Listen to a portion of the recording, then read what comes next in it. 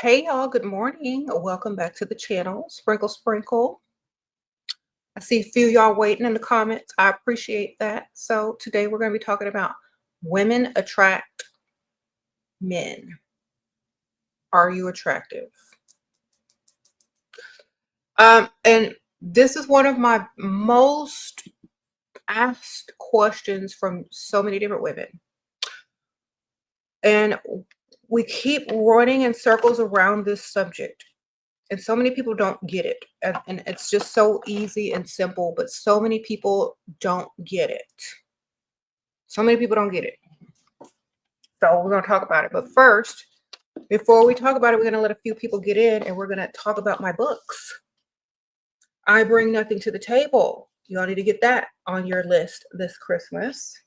Links are in the description bar and I'm going to link it here. It's also linked at the top of the live comments and I'm linking it again in the comments. They're all on Amazon. So we have the Wisdom of SheRaSeven, which are daily affirmations and quotes by yours truly. It's going to give you information and a quick pick-me-up when you start to act like a pygmy. All right. And then we have Leveling Up to Your Best Life, Creating a Life of Luxury and Comfort, or Comfort and Luxury. The book is going to look different when you get it. It's going to be pink. This is just the author's copy. Y'all definitely need to pick this up to improve your level of lifestyle, living, and how you treat yourself so others can treat you accordingly.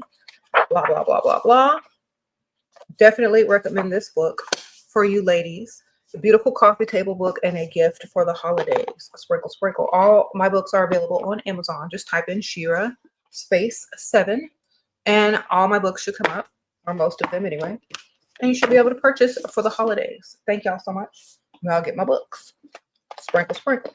I have more books than this. I have a book called Sprinkle, Sprinkle, one called Too Pretty to Pay Bills, but I don't have copies of those right now because I actually gave them away and signed them for someone. So definitely get all the books that you need or gift them to your friends and family this holiday season. Sprinkle, sprinkle.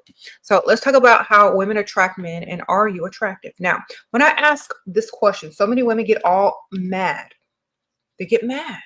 They get upset because when I ask, are you attractive? I'm not asking you if you're attractive to other women. I'm not asking if you're attracted to other women, or I'm not asking you if other women like what you look like. I'm asking you, are you attractive to men? That's what I'm asking when I ask y'all that. So many women do not understand what this means. So we're going to talk about it. And we're not throwing shade on anybody. We're just understanding the concept of what being attractive means. If you are trying to attract a man, that means you have to be attractive to a man or the type of man that you're trying to attract. Let's just get that out there right now. So anybody who wants to be up in their feelings and emotions about anything can click off, because what you're trying to do when you say, oh, I go out and I freestyle and nobody's coming up to me. Well, are you trying to attract a certain type of man, or are you just trying to look good to what looks good to your friends or whoever's on TikTok? Who are you trying to look good for? You look good for the type of man you're trying to attract. So you have to dress, walk, talk, and look accordingly. You may look beautiful one way, but if men aren't attracted to that specific combination of looks, you're not going to get much play. You know what I'm saying? Thank you, Gail. Sprinkle, sprinkle. So there are different levels of, looks and beauty and attractiveness. But if you're trying to attract someone, and depending on how you're trying to attract them, where you're trying to attract them at, and why you're trying to attract them, you need to understand this. It's not just about being attractive to people online or to the people in your house or this or that. It's, are you attracting what you're trying to achieve and get in the form of some dude? Is that what you're dressing like? So you got to understand this. Now, some people are like, okay, well, will this attract a man? Will this attract a man, ma'am? If it hasn't so far, then probably not. What type of man are you trying to attract? Y'all need to get pen and paper and notebooks and write down the type of man that you're trying to attract and see what they're generally attracted to. You got to see what these guys are literally looking at, crossing the room for, breaking their necks for. That's what attracts them. You see? So you got to understand this. So I always suggest people go out and people watch at the places that they're planning on going out and hanging out or freestyling at, and seeing and people watching and watching men and who they look at, what they're looking at. Da, da, da, da, da, what they look at the most, who they approach the most, what type of woman do they approach the most, what type of look does this woman have, da da da da da da da. And then you know what to do. Okay, the same. Sprinkle, sprinkle.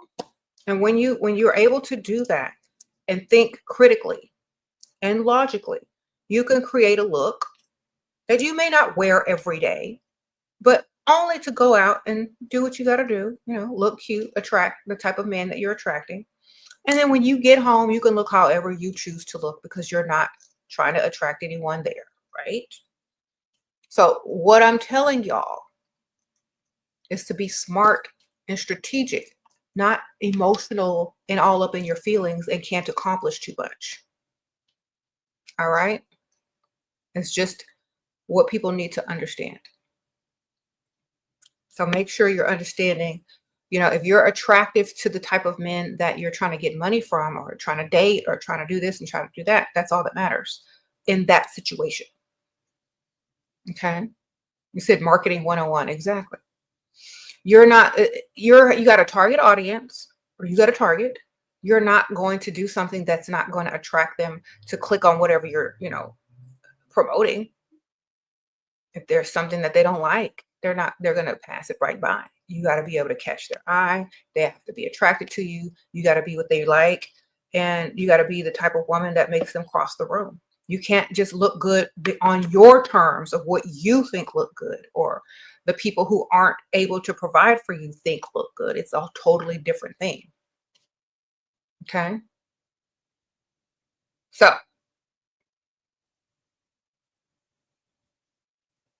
you said be hard on us, Shira. We need it. Marketing 101. Thank you, girl. Yes, sir. We're playing chess. We're not playing sensitive over here. Okay. It's time for people to wise up and understand what it is they're doing and stop being in their feelings all the time. That's what got y'all dealing with dust in the first place, being in your feelings too much.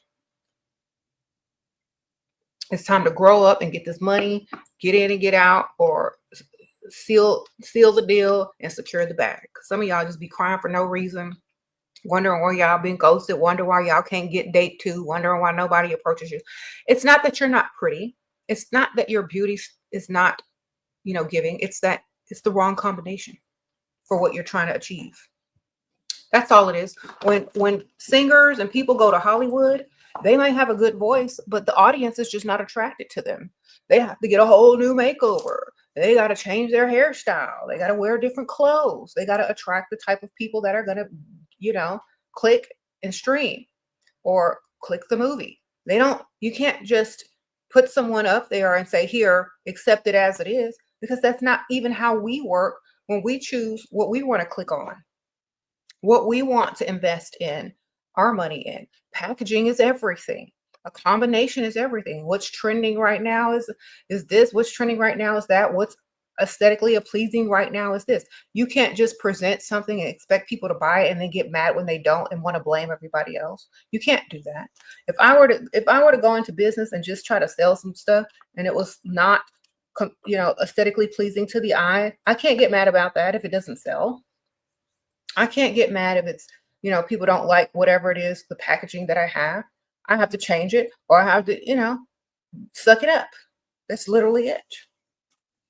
So if my target audience is the ages of this and that and are mostly this, then I gotta cater to that.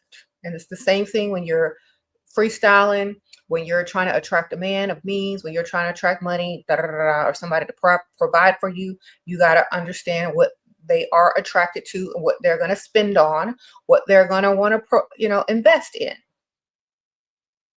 And there's nothing wrong with looking another way. It's just not what they're going to be interested in at the moment. Okay. So you need to understand that. It's definitely like marketing.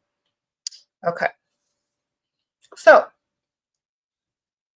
women know this. Powerful women know that they have to use with their beauty and the standards of beauty that are out there among the type of men that they are trying to attract to get what they want. And it's just that simple. It's not even that hard to understand, but so many people are in their feelings. You can't be mad at someone for liking a woman that looks like A, B, C, and D. It's not anything you can do about it. But what you can do if you want to attract that type of person and get their money is look like A, B, C, and D, get the money, and then go do what you want with that money. That's what you can do. Okay, sprinkle, sprinkle. So, and some of y'all come in here. You want a man with money, but a man you can emotionally connect to is also, is that impossible? It's not impossible. It's not impossible to find someone you can emotionally connect to with money, but is it going to be like that every day, all day for the rest of your life? Probably not. Men only emotionally connect when they want something from you. So just understand that men are logical. They're not emotionally needy like you. I think when women finally have kids and a household, maybe some pets, they don't need as much emotional connecting with the only one person in their life because they have enough now to spread out. So a lot of this is maternal instinct that you're feeling, but you're trying to put it towards a man. This is why most women start making men their children and wanting to be near them and give them all this cuddling and emotion and talk their feelings and stuff and blah, blah, blah, blah. Because naturally that's your maternal instinct coming out. But if you don't have kids yet or pets or anything like that, you're going to like overdose that man on all this emotional connection. And he's not going to want to, always emotionally connect all the time because he's a masculine man, hopefully. And it's not going to be something that he wants to do all the time. Okay. So that's why when you see a lot of rich ladies, or if they don't have kids yet, or if their kids are grown, they're always doing volunteer work. They're always going out. They got the little pets. They got the little dog in their purse because it's not always going to be what you think it's going to be. Men are logical. They're out there to get this money and provide and think logically. We're the emotional nurturers that are supposed to love our kids, love ourselves, make sure everybody's okay. But if you're doing it and doing it too much, it's going to get sickening and people aren't going to want to deal with you because you're over emotional. Find another outlet to emotionally connect to. It could be anything, your family members, your children, if you have children, your pets, volunteer, do something you're passionate about, maybe your business. Okay. You can find someone you can emotionally connect to, but don't make that the main thing because men aren't like that unless they want something from you. Okay. I can tell you that men are not trying to emotionally connect to you unless they want something from you in exchange. And that doesn't mean something physical or material. It just means they're not going to sit there and emotionally open up to you unless they're like super hypersensitive, which means that they're probably not super productive, but they're not going to sit there all day and emotionally connect with you. It's like something that I don't even like that much because I got stuff to do. Okay. I don't care enough about what you're feeling unless, it's something bothering you that needs to be changed. You get it? So you gotta busy yourself, or you gotta have a passion, or you gotta do something, or have some business.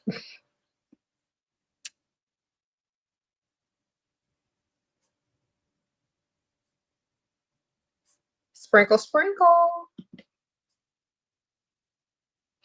If you watch some shows like and with couples and stuff, and you see how one person is less lovey-dovey or emotional than the next person, it's always going to be the needy one that needs the emotional connection the most. And you don't want to be the needy one in the relationship.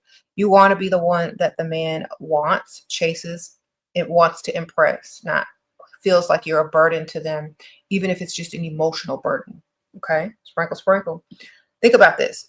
A financial burden is easy to solve. You just throw money at it. An emotional burden, they need more than money. They need to love themselves. They need to connect with something else. You can connect with your man, that's great, but have something else to do at the same time, because that's going to become a burden after a while if that's why you're with that person. So just understand that. You said some men want you to be needy when you see, well, then be needy for some money. That's it. They can solve that quick. And if they got it, it's not a burden because it's immediately solved. But it takes longer to solve an emotional problem or an emotional whatever.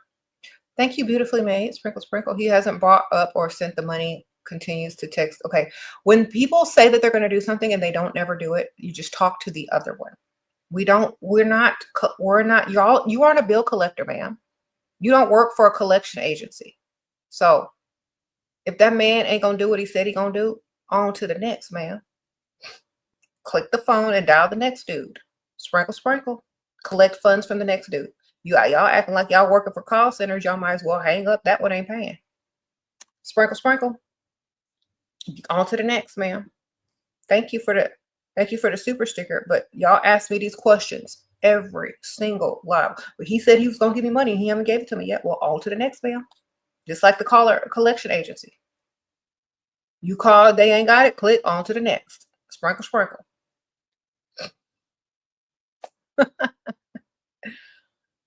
Okay. Next caller, ma'am. Yep. Don't be sitting around waiting on him. You know he ain't finna pay no time soon. Just on to the next. If he ever comes through, if that payment come through, great. If not, you're still calling other people, collecting your funds, right?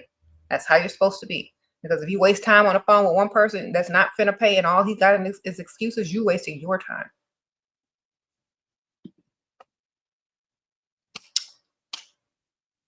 They're gonna lead you around as long as you allow them to lead you around. They're gonna lie. They're gonna tell you this. They're gonna tell you that as long as you let them. Next caller, exactly. And by the time they realize you're not worried about that money anymore and you're not worried about them anymore, that's when they're gonna come give it to you. Sprinkle, sprinkle.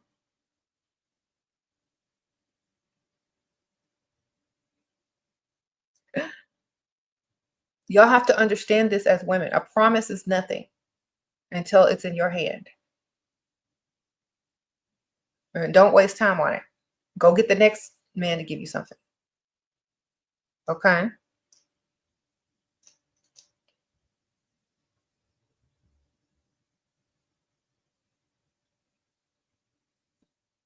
You said men prefer avoided attachment. Good for them. Yes.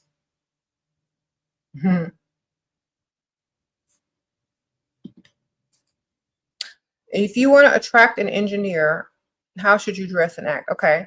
Well, go see what type of wives and girlfriends that these engineers have already. Like, that's probably what they're attracted to. If a man is an engineer, he most likely makes good money and wants a good life and good lifestyle, good looking woman. Someone that's not too much, not too over the top, not too crazy looking, not too, extra, but someone just naturally pretty as far as that doesn't try too hard, not super trendy. I think they like a classic beauty, classy, clean cut looking chick. I mean, I could be wrong. I don't know. But I don't think they want anybody that's too extravagant looking. And when I mean extravagant looking, I mean doing too many trends, doing too many colors, doing too much, I don't think that they want anything too extra that's going to like stick out like a sore thumb. I think they want someone classically beautiful that they can introduce to their mother and their colleagues. Sprinkle, sprinkle.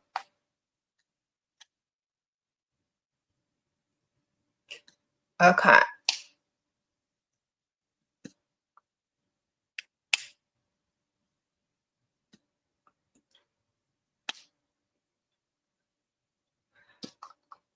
You're not looking for anything. If a man asks you what you're looking for, you're not looking for anything.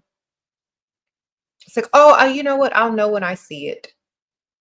I'm just excited, to meet a great guy like you. You're so refreshing.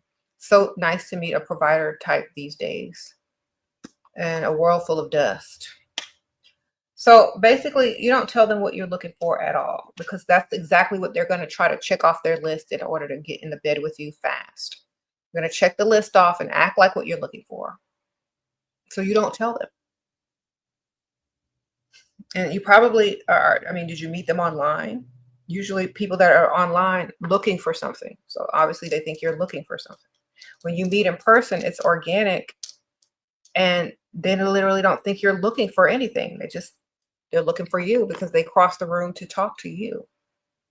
So you may not have been looking for anything. So they have no reason to even ask you that if you're not meeting these dudes online. Sprinkle, sprinkle. Because when a woman meets a man online, she's putting herself out there saying, I'm desperate, I'm single, I need a man, I'm looking. But when you're just out and about looking cute, running errands, having a little drink, having some lunch, you're not looking for anything. So they're not going to ask you what you're looking for. So it's the questions are very different when you meet people in real life versus online. So if you're tired of the question, well, what are you looking for? Stop dating online. Because that's what you out there doing, looking. Okay. Sprinkle, sprinkle.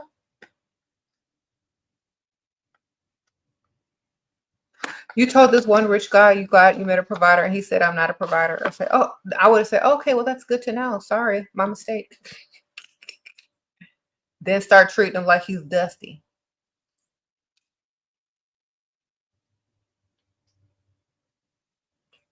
Sprinkle, sprinkle. So yeah, attract the type of men that you want in your life, not the kind that you don't want. So you know how they say, dress for the life you want, not for the life you have. Same thing with a man. Dress for the man you want, not the one you can, not the one you got, or not the one you had. Dress for the one you want. Okay. So we're not dressing for our friends. We're not dressing for that, the girl's approval when we're trying to secure the bag from a man. You can do that later or on girls' night or on ladies' night. But when you're going out and about to pull, you need to be able to attract the type of man that you're trying to attract. So the looks could be totally different. You know what I mean? All right. You see it all the time when certain people hire models or celebrities to endorse their products. They have a certain look that they must have to endorse certain products. If they're endorsing this product, they may look this way. If they're endorsing another product that's, geared more towards a different audience, they're going to look totally different. It's definitely like marketing yourself to different targets. So remember that. And a lot of these models and celebrities, they don't take it personally, like, oh, well, you want me to change how I look and how I wear this and no, we want you to appeal to a certain aesthetic and a certain target audience so that we can get this money. And then if you go into a whole nother company, they may want you to look a totally different way, or the way that you normally look, because their target audience can relate more to that. So that's what they're going to have you look like over there. So whatever it is, it's only to target and get the money. It's not anything personal. And a lot of people keep taking stuff personally, which is one of the huge major issues that women have today. They keep taking stuff personally when it's only about getting the bag. It's not anything else. It's literally business. It's literally chess, not checkers. And if you're too emotional to do any of this, well, then don't do it until you are emotionally mature enough to understand this. And I tell women this all the time because people ask me left to right, well, what do you think about women that look like this? I don't care. I'm not trying to attract them. So I don't care what I don't care. What do you think about the type of men that spend and provide on women? What are they looking for? Then there's the answer to your question. Look accordingly to the type of man you're trying to attract. Don't ask me. I don't know what type of man you're trying to attract. I don't know where you hang out. I don't know where you even live. So I don't know what you're even trying to get, what type of man you're trying to attract. So I can't tell you what looks good and what you should wear because I don't know everybody individually. Okay. But in general, and do y'all know what in general means? That means the majority, the fastest, the average, the majority. Okay, I know y'all learned what that was in math class, right? Of provider men that are on the rich side of town, where you may be doing errands, may be attracted to a certain type of look more than the next look. So what do you do to increase your chances on getting approached? It's just common sense. That's all. And people can be mad about whatever they need to be mad about. But at the end of the day, it's literally you're taking stuff too personally and you care too much about something that's only there to give you information and allow you to make the decisions in order to attract the type of provider that you're trying to attract. That's literally it. Okay. Okay.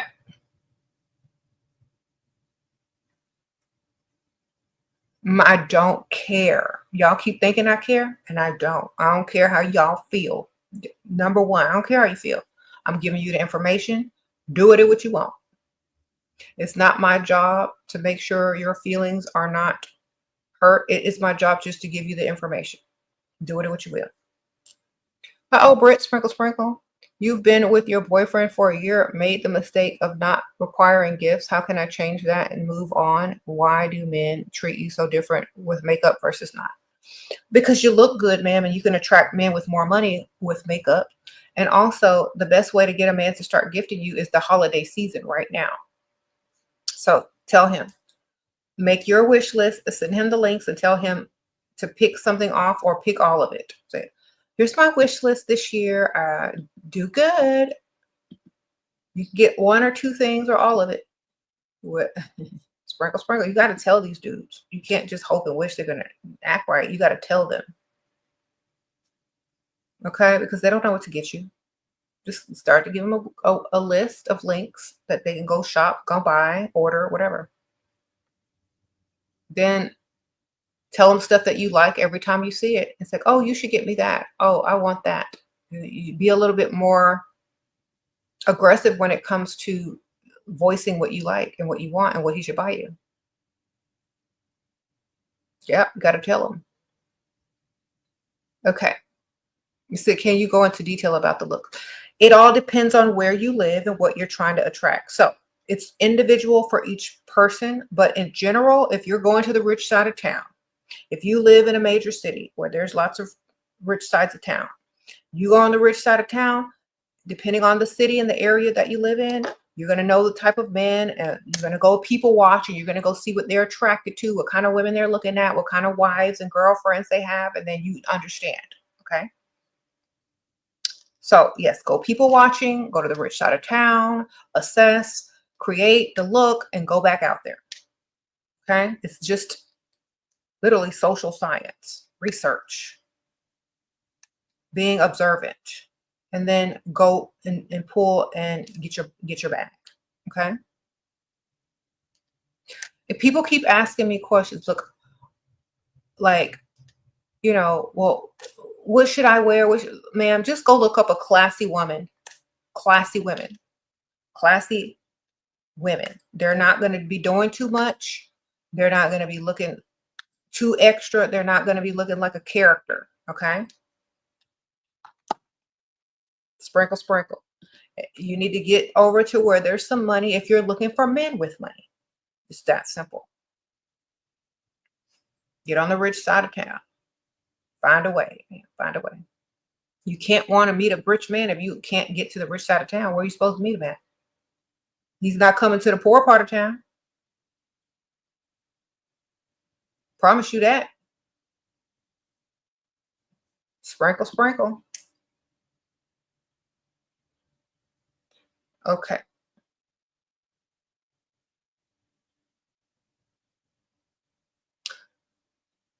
Um,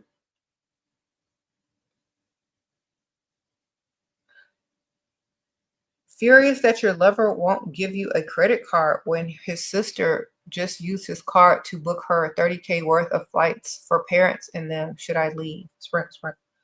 Um,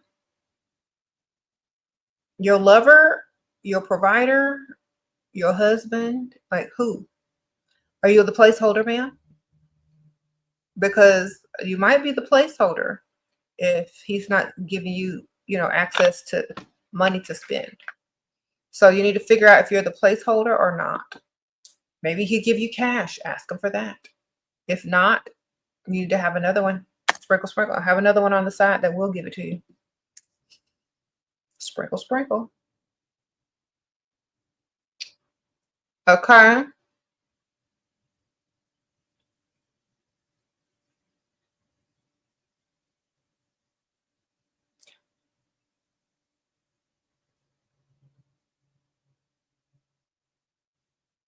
Can't what?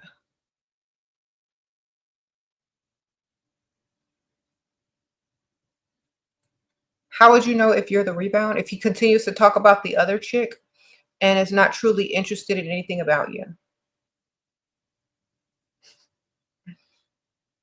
Okay. Tips on being less emotional. Um, you need an emotional outlet if you're a naturally emotional person. So find something that gives you joy, makes you happy, like a hobby, you know, whatever, or volunteer work or pets or whatever. And then you can focus more on, treating whatever situation or relationship you're in more logically because you're not dependent on that relationship for, your emotional needs because they haven't earned it yet. When you enter into any relationship, they haven't earned your emotional anything yet. They have to prove themselves worthy. So you don't automatically go into any relationship emotionally until they've proven themselves to whatever you need to prove them. They need to prove themselves to you for whatever your standards are. If they can't meet them standards, why are you even wasting your emotions? They don't even qualify to be in your life. Why are you wasting emotions? That's how. Sprinkle, sprinkle. You got to be logical. You got to think. Why am I wasting my emotions and feelings on some dude that's not even the type of man I even like or want to be with or doesn't even like me? That's what you need to think. They haven't earned it yet. And y'all are giving it away for free. And I'm talking about just emotions. A placeholder is a person that is another person is dating until they meet the one that they actually want to be with long term or to marry.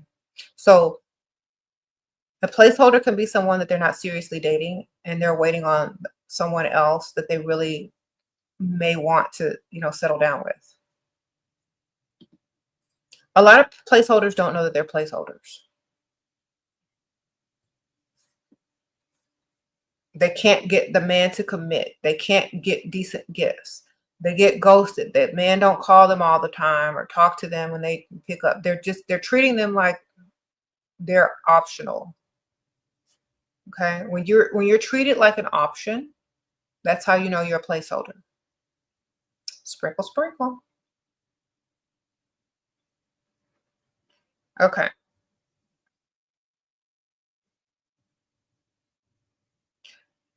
You said you're not a placeholder. He never wants to settle with anyone. Then you're still a placeholder. If he doesn't want to settle with someone, but you're with him, then you're the placeholder for who he really wants to settle with. He's never going to tell you what he really wants because then you're not going to be there. Think about that. Why would someone tell the placeholder what they're really waiting for? That defeats the purpose of a placeholder. So, for example, if you're dating a man and they never want to commit, but they told you, okay, well, I'm never committing to anyone. That's just to shut you up and sit you down and keep you right in your place until the one he sees that he says, that's the one. This is it. That's what they tell y'all. Okay? Because it only takes one woman to get a man to do the most. So don't believe it, ma'am. You're a placeholder. They told you was a placeholder. They said they're not going to settle with anyone. Okay, that's what they're supposed to tell you. So you don't get your hopes up and you don't leave. Okay. Sprinkle, sprinkle. You said, what if he's the placeholder too? Great.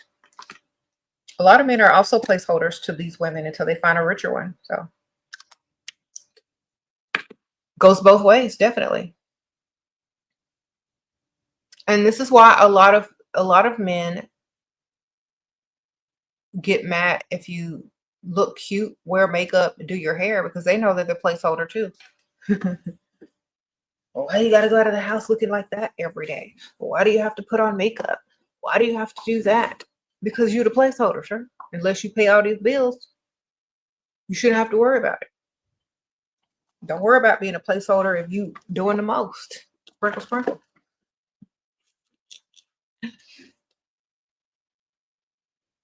Okay.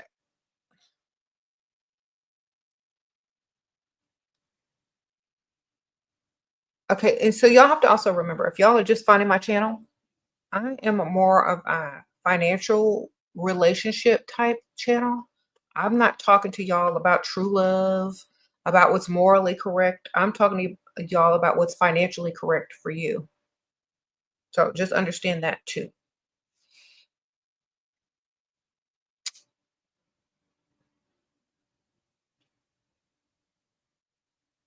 Make sure you're benefiting while he's your placeholder. Exactly, Sophie. If you're getting bills paid, if you don't have to work, then who cares if you're the placeholder? But make sure you got a backup plan and a backup dude as well. Because as soon as, what if they find the one? Then you're out. Or what if they lie to you and say that, you know, they can't do this anymore because they did find the one, or they want to break from you. You got to be benefiting at the same time as being smart and having a backup.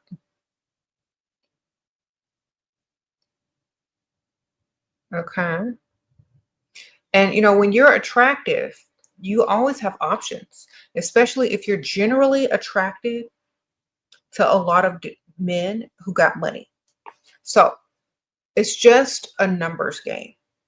So if you know whatever general type that most men with money are attracted to, and you fit that aesthetic and you make yourself into that aesthetic, you're going to have less problems attracting men with money, less problems having more options. It's going to be easier for you to have another one and get another one in the same category, in the same tax bracket, in the same everything. Because you're generally looking like the type of woman that can attract a rich man. And like I always tell y'all, if y'all have already attracted a rich man or a provider type, chances are if they were attracted to you, so will the next provider type.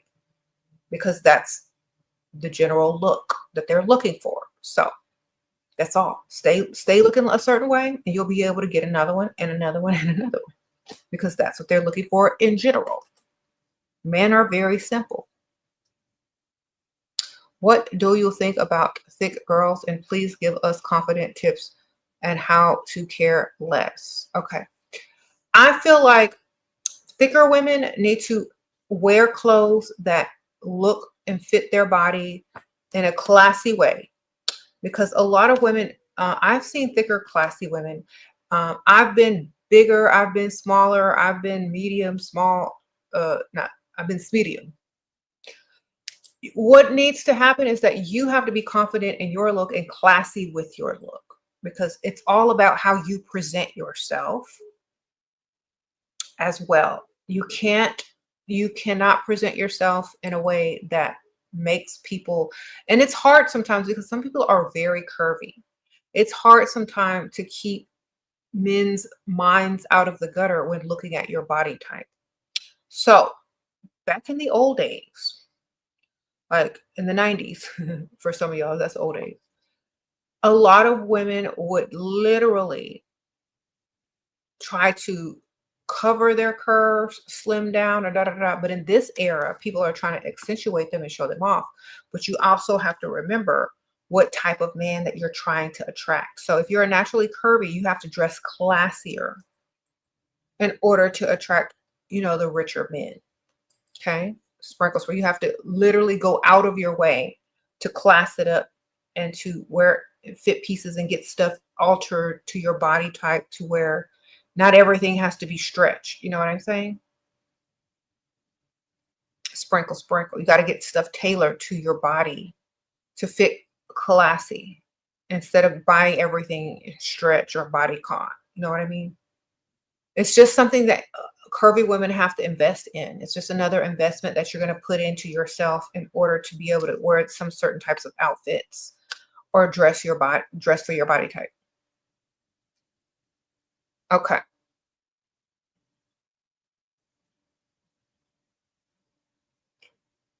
Uh-huh. Look, if I were super old, I tell y'all back in the old days, every woman used to have a sewing machine and knew how to sew a pattern and make her own clothes to fit her body.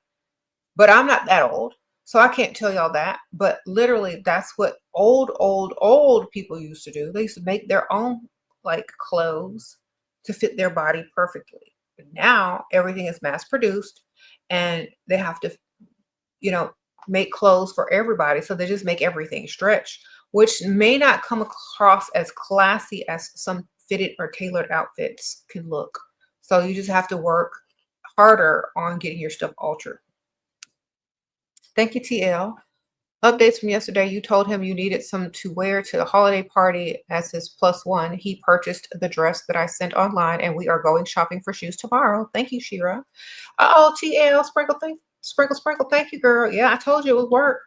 You want to show you off, so he's gonna make sure you're packaged correctly. Okay, and he probably appreciates that even more because he can actually like see what you're going to be wearing, what you're going to look like, and how you're going to present to his colleagues. So that's always a good thing when a man wants to introduce you to his colleagues. That's like it's really good. He's trying to show you off. He's trying to see if you fit in, So he's naturally going to make sure that you look good. So congrats, sprinkle, sprinkle. You work at a strip bar? Any tips? Okay, are you the bartender or the waitress? Get your money, ma'am. Sprinkle, sprinkle. That's my only tips. Get your money and act snobby, like you're different. Be the snobby one that nobody can get to, but get your money. That way, if you ever get a regular or meet one that you really like and you know he's super rich, he's going to know how mean and snobby you are to everybody. But if you treat him extra special nice, he's going to think he's special and he's going to give you more money. All right. So be snobby with all the brokies. And when you see all the rich ones, be extra nice. Sure, your provider boyfriend flaked on a trip he was supposed to take you on. You've been ignoring him nonstop. He's texting, but I'm not replying. What should I do? Cry or just cancel him? Sprinkle, sprinkle. You should go on a trip with somebody else, ma'am. Or you should make him book another trip in advance and get the confirmation number right now. And it needs to be nicer than the trip he was, gonna book in the first place. And if you don't want to give him another chance after that, then just get something that you can hold in your hand that's worth more than the trip, like some jewelry or whatever it is that you want. But he needs to pay. Sprinkle, sprinkle. You got to make him pay some type of way today or very, very soon. It's like if you want to make it up to me, then send him a link to something that you want. Have it sent here by this date, or take me shopping, or pay for this whole cart, or book this trip right now and send me the confirmation number immediately. Okay. Uh-oh, Rosie, sprinkle, sprinkle. How do you respond to someone who you went out with, and then the only thing they do is send you reels and never ask what you're doing? Okay, they don't want to go out with you again. You're just a friend now, an online friend. So who cares? Just put them under real dude, REELDUDE, in your phone. So you're not expecting him to call you for a date anymore when his text comes through. So you're not expecting him to do the most anymore, because we're saving these people's numbers under what they're doing, so that when you see the call come through, you understand and your mind doesn't go elsewhere. Okay, so start saving these dudes' numbers according to their actions. This is real dude now. REEL space DUDE. That's his contact name now. He's not the dude who took you out anymore. That's in the past. He's not bill payer. He's not this. He's real dude. All right. Put him under that. So when you see his call comes through, you can, appropriately roll your eyes and not get excited. When his status changes, if he does more, you can change his name. But this is a good exercise for y'all ladies to start doing when y'all are talking to different dudes online, or when y'all are talking to different dudes in real life. Save them under the number of what they're doing for you. That's their contact information. That way y'all don't confuse it. Sprinkle, sprinkle. When free food calls, if you're hungry, answer. If not, don't answer. When bill pay call. Bills that might be due soon. Answer, call them back. When real dude calls, roll your eyes and let it go to voicemail or delete. Okay?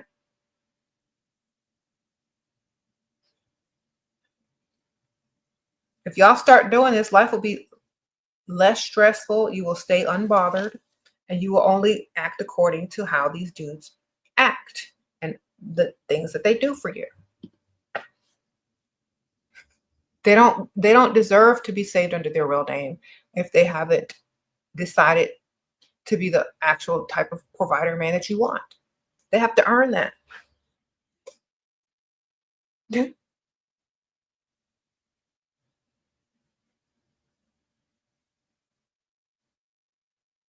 And when I say real, I don't mean like for real. I mean like REEL, like the reels on Instagram. The dude is always sending her reels and not trying to ask her out or sending her money.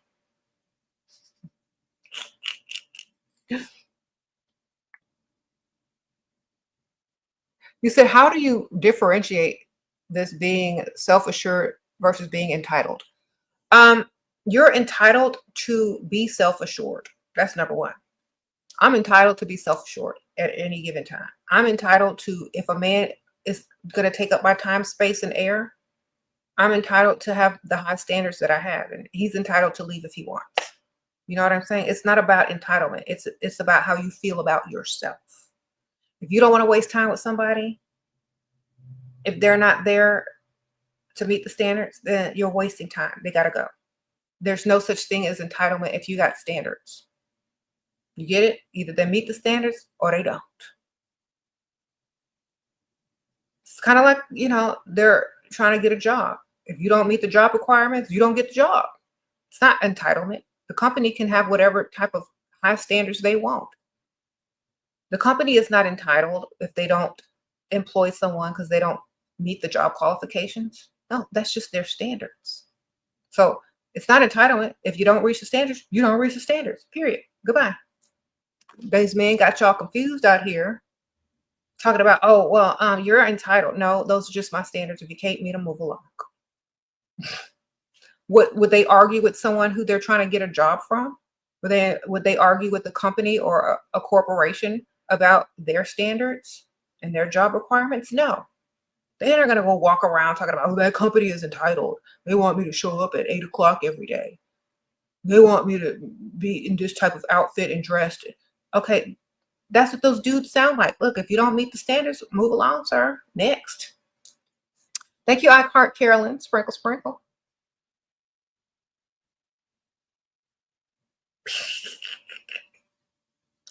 Okay. They're entitled to move on to the next.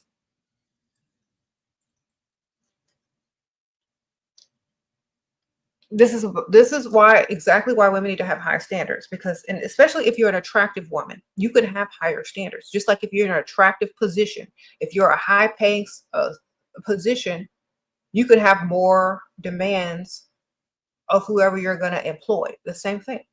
The more attractive you are as a woman, the higher your demands can be. So if you want high standards, then you got to also look the part. And if you look the part, depending on how bad the person wants you, they're going to meet the standards. Okay. So understand your value as a woman, understand your attractiveness as a woman, and understand that men will try to meet them high standards if they really are attracted to you and they want you. A lot of men won't try to meet your standards because they're not that attracted to you. A lot of men won't try to meet the standards because they don't really want you to that degree. But if you are the type of woman that that man really, really wants, he's going to meet them standards. Okay.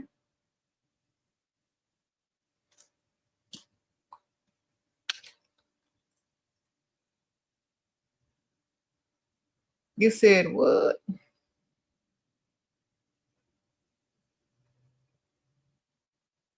Should you accept a first date at a casino? Nope. Does he own the casino? The answer is no. What type of man wants to take you to a casino for the first date? A gambler? A loser? How about dinner? How about something interesting? How about a show or something at least? Why are y'all going to the casino? It's Christmas time. You should be going to, uh, you know, cool stuff like ballets or orchestras or, Broadway shows or even hotel shows, whatever, if you in Las Vegas. The heck?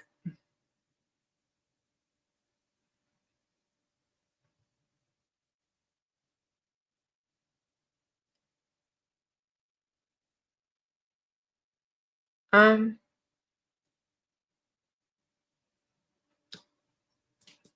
you said, what if he's providing for you, but you don't like him, but he wants to be together? Then that's the perfect combination. Because he's supposed to like you 10 times more. So if you don't like him at all, then he likes you 11 times more. And that's even better, man. You can get whatever you want out of him. Sprinkle, sprinkle.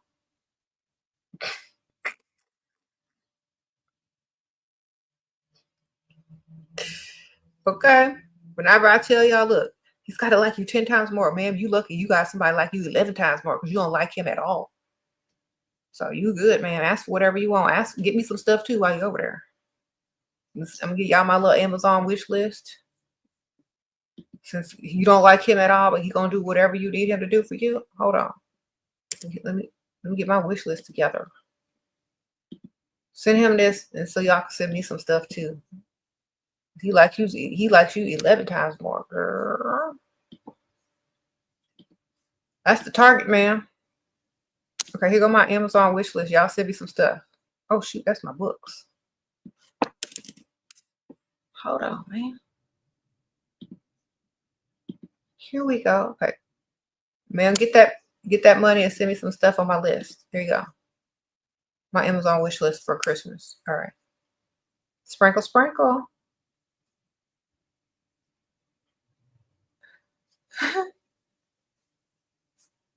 Because if you really think about this, think about this.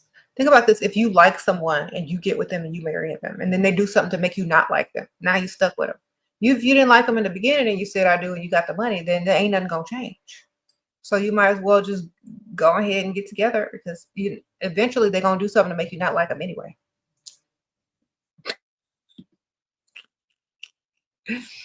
If you already don't like them, it ain't gonna bother you that much. You're just gonna like the money.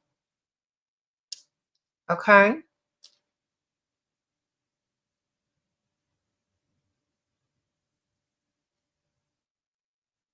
Sprinkle, sprinkle.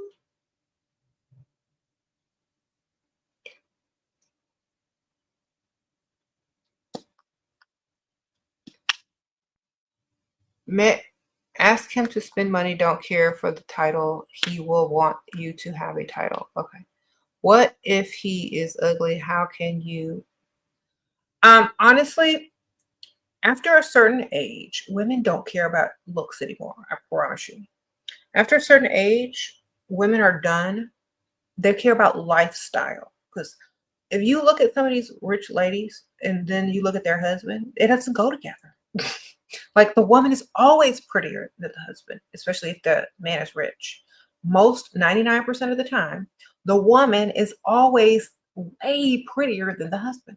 Just go look at any TV show, go look at any reality show, go look at any couple where the woman has, is the man is rich and the woman, and go look at his wife. Just go look at it. That's how it's supposed to be. Okay, very rarely are you going to see two people that look decent together and the man is just lavishing her. Okay, so just think about it like that. A lot of these ladies that I see, some, out and about, living a life of leisure, they husband be looking crazy. Not ugly, but not super fine. You know what I'm saying? So it's just the norm.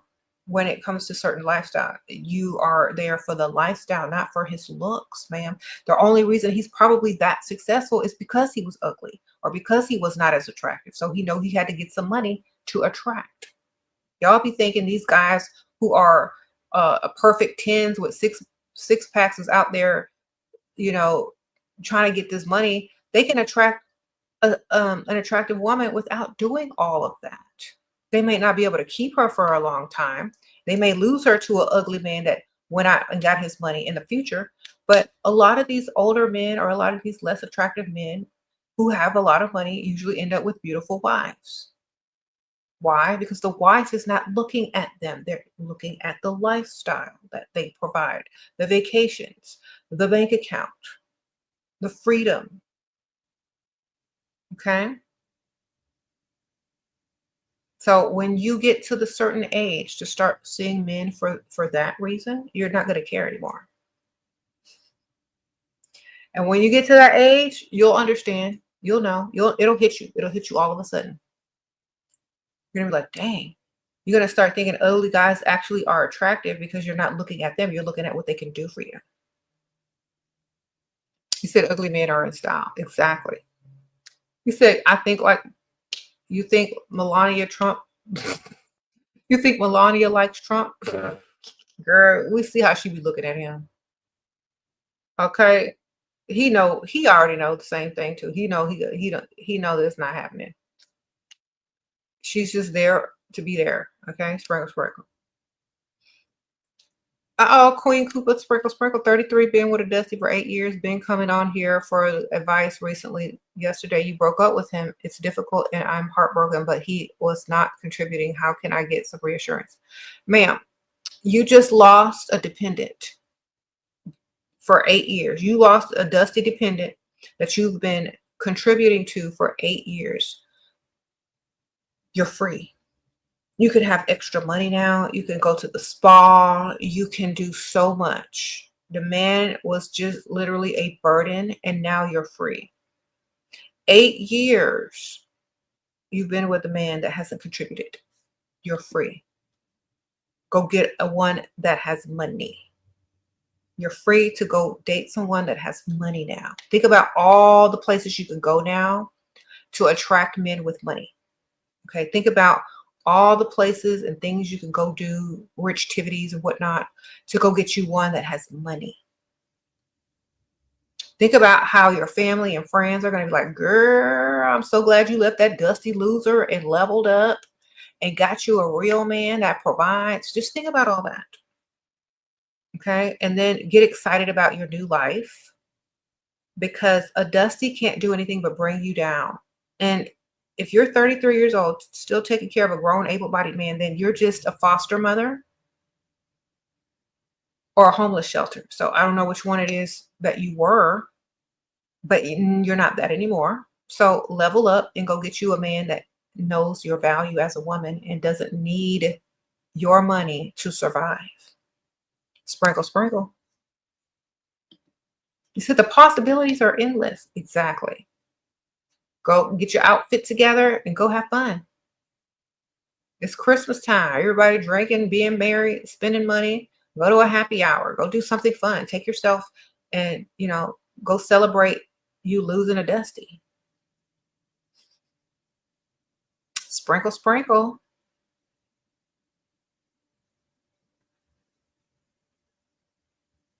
Back in the old days, I don't know if it was just me, but but you were with him for 8 years, so I understand that's probably an attachment. But remember, you're free now. It's like you were in prison for 8 years by a dusty girl. Now you're free. You can go get you a man with some money. Sprinkle, sprinkle. Just instead of thinking of it as a relationship and that you had all this stuff for 8 years, think of it as you were being held hostage by that broke dusty. You didn't know any better. Think of yourself as having Stockholm syndrome, and now you're free and you have to readjust to the real world and go back out there. Okay. Thank you, Isabella. Sprinkle, sprinkle. You're a college student. What are some ways you could suggest ask for money from a provider? You already used the tuition and the birthday excuse anymore. Okay. Um, well, Aunt Ethel is still out there. You ever heard about the old Aunt Ethel? Like, I mean, just because you're a student in college doesn't mean you don't have an Aunt Ethel, a fake Aunt Ethel. Doesn't mean that she's not getting ill or taking a turn for the worse. And it doesn't mean you can't, need some money to go visit her this holiday season. You know what I mean? It doesn't mean any of that. I mean, sprinkle, sprinkle. It it doesn't mean there's no family members you got to go visit for the holidays, right? So you should use that. Holiday shopping, you need money for Aunt Ethel, you got to go visit family or da da da da da da da. Just use that as an excuse. I mean, it's the holiday season.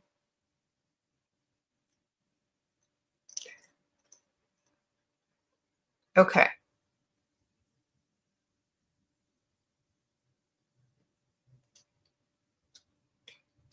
You said just plain out ask, they know why they're dating a college student. Exactly.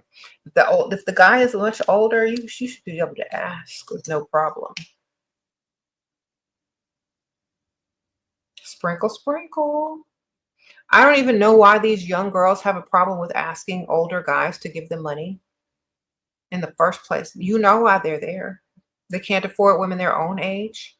They're too immature for women their own age, and they like younger women. So exploit them and get your money, young ladies.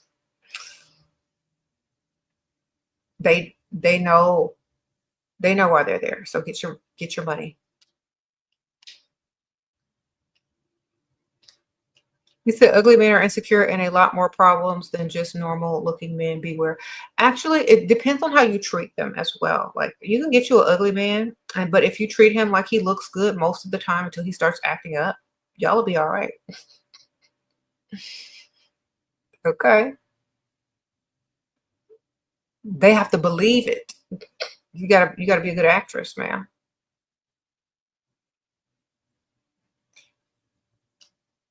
You see, if you get an ugly man and you like them, you treat them like they're handsome, they believe that you have an acquired taste. You know what I mean? And so if you're the one that they really, really like, and you're actually attracted to them, and they see themselves as an acquired taste, then they feel confident around you. They feel good around you. But then when they get out around other people and other women, and those women are like, they come back to you for that comfort.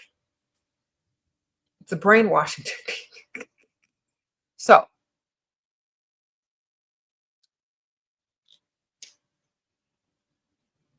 you got to be conscious of how you're brainwashing these ugly dudes too. Like when you see someone that they may feel inadequate or insecure around, just say that dude's ugly. Or oh, he looks like too much like a girl. I hate it when guys look like that. Ugh. You see, even though you might be like checking him out, like, oh, if he feels insecure, oh my gosh, that dude is like So disgusting. Can you level up while pregnant? A woman can level up at any time. Sprinkle, sprinkle. How you treat yourself on a daily basis, how you present yourself, how you walk, talk, and dress on a daily basis shouldn't change whether you're pregnant or not. If you're a classy lady that likes to look pretty and put on makeup and do their hair, that's what you're going to do whether you're pregnant or not. Okay. When I was pregnant, I looked good every day, period. I got up, put on my outfits, my makeup, cute shoes, went shopping still. Okay. Every day I look good, pregnant or not. Why? Because that's a habit. It's a habit to look good if that's what you do every day. All right.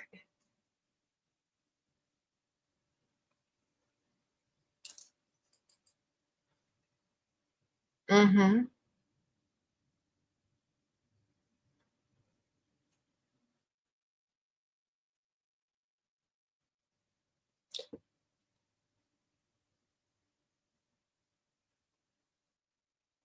Let's see.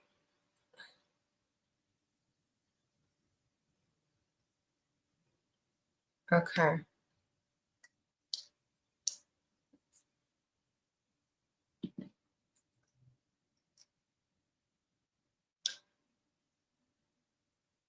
So, yes, ladies, you got to be attractive to attract the type of man that you want. Now, I've said this so many times. It may not. Okay, so many people try to fit into a box. They try to fit into the box of people pleaser. They try to fit in the box of being politically correct. They try to fit into a box of pleasing their family members, pleasing their friends, pleasing their whatever. But then when it comes to yourself, who's pleasing you?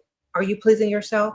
Is someone else pleasing you? Why are you doing all these things? Are you getting what you want out of all the situations? Okay. So if you're continuously worried about what your friends are going to think, what your neighbor is going to think, and all this kind of stuff, you're not living for yourself. You're living for them. I will repeat that. If you continuously care what other people think, your literal existence on this planet is to please them. And at the end of the day, they don't even care. Thank you, Ace. Sprinkle, sprinkle. Thank you for your channel. You appreciate all I do. Thank you. Happy holidays, Ace. I appreciate that. Sprinkle, sprinkle. So a lot of y'all ladies need to stop caring about what other people think and do exactly what you need to do to get the results that you want for yourself. So many women come here and ask me, it's like, well, what if my family thinks this? And what if my friend thinks that? And what if people call me this and call me that? Okay, well, what if they do? What if they don't? Are you there? Or were you born on this earth to please them or do something else? Because, when people die, were y'all going to put on y'all's headstone or tombstone? I lived to please everybody else and I forgot to live for myself. That's what some of y'all do. Some of y'all die living to please everybody but you. And then when you realize it's too late, then you get mad at everybody else because they don't want to do nothing for you. Well, ma'am, nobody told you to live for other people. Nobody told you that. So stop doing it. Live for yourself, get what you want out of life, and enjoy. Some of y'all walking around here trying to please everybody. And guess what? People are never satisfied. There's always going to be something else. Always. So stop trying. Just please yourself. When you walk around pleasing yourself, doing what you want to do, you give other people permission to do the same thing. You're a living, walking, talking example of what they actually want to be. So do that and stop worrying about what they think about you, because what they really think about you is that she does what she wants unapologetically. And I wish I could do the same. That's exactly what they're thinking. So Do what you want, look how you want, attract who you want, get the lifestyle that you want, and don't ever worry about what other people are thinking. They're always gonna be thinking something. Okay. People want rah rah world, or is it Riri? I can't remember. I'm gonna say rah rah. People want to care about their opinion so bad. People want you to care about their opinion so bad. That's true. People do want you to care about what they think because they want validation. You can give them temporary validation, like, well, thank you for sharing your opinion, but I'm gonna still do what I gotta do. Sprinkle, sprinkle. Nice, nasty. You can be nice, nasty. It's like, thank you so much for your opinion. I appreciate that, but I'm still gonna do what I gotta do. Like, I see it all the time in some of these comments on TikTok. Like, some chick will post something, and all the jealous women will come and say, "Well, why are you showing so much skin? And why are you like, why is she not covered up?" Like, lady, this person is an entertainer. They're entertaining. They're on a stage. They're performing. Um, they're gonna do what they want to do. They making their money. They don't care what you think, ma'am. Sprinkle, sprinkle. So people are gonna have their opinions all day, every day. It doesn't mean you need to react to them or change. It just means that they're voicing their opinion. Thanks for sharing. I'm still doing what I gotta do. Sprinkle, sprinkle.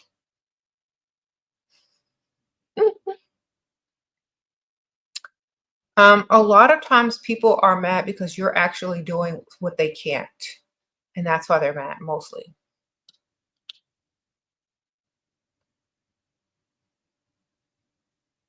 Okay.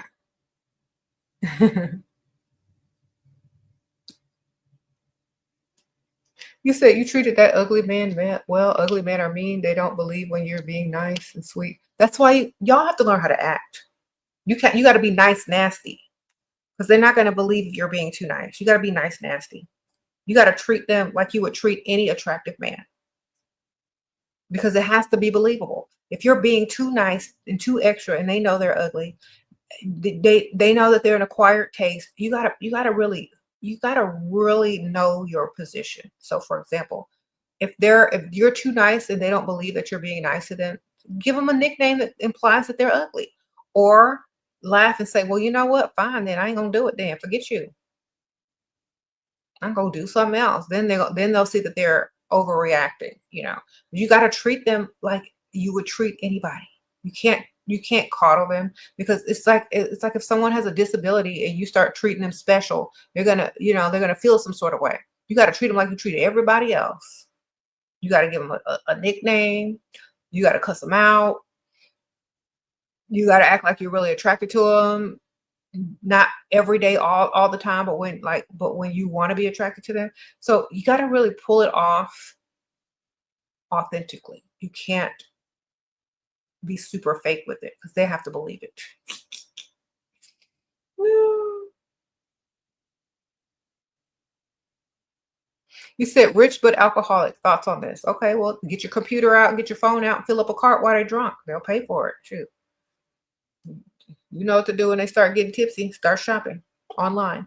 Thank you, Rah Rah World. People like that are the real losers. Why would you want validation from a loser? You can't. Okay, you start to see through people. It's funny. Exactly. More y'all stay on this channel, the more y'all gonna start to see through people and be able to read them. You're not gonna be so gullible. I think that's why a lot of men don't like my channel, because y'all are starting to see through them. And it's not good for them if they're trying to game y'all. As soon as he start drinking, start shopping online, man. When he starts to get a little tipsy and nice, tell him to bust out the card. Then when he sees the bills and all that kind of stuff, like, you have a drinking problem. Every time you start to drink, you tell me to go shopping online and that you'll pay for stuff, because they ain't gonna remember. Maybe you should stop drinking so much, because all what are you at in your heart? Remember, heart. Buy him some shot glasses too. Throw some shot glasses in the cart so he thinks it was his idea. Remember you told me to buy these shot glasses? Oh, yeah. It look like something I might want. So if you got an alcoholic rich dude, go shopping online when he starts drinking.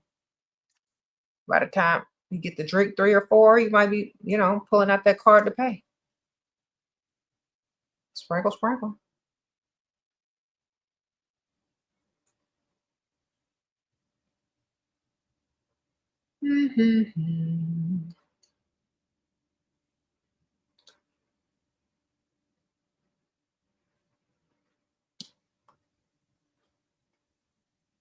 Sprinkle, sprinkle.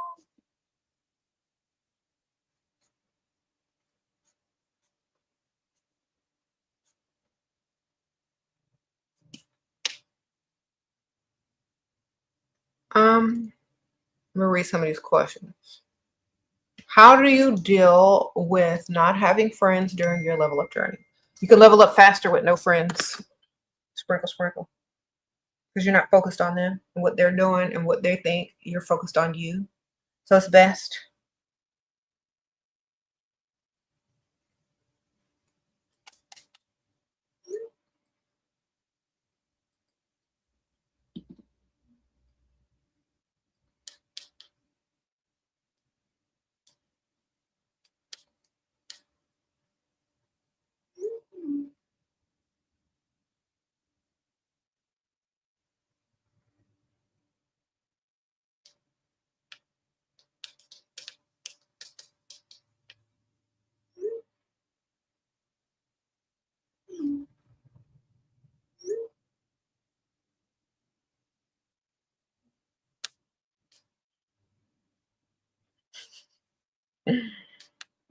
Sorry, the positive text. My bad. Okay, society makes it seem like single moms can't have high standards. You're 38 and look younger. I take care of myself. Any advice for dating? Yes, don't listen to society. They're trying to keep you in a certain place. Remember, society is to keep you at a certain level. That's why you do what you want and you defy whatever. So you go against the grain, you go against the rules, you do what you want, man. Don't listen to society. Society is trying to keep you in your place because they can't get out of their place because they're in society. Get out of what society wants and get into what you want. Because it doesn't matter, because society will change what they want when they see other people doing what they want in majority. Okay.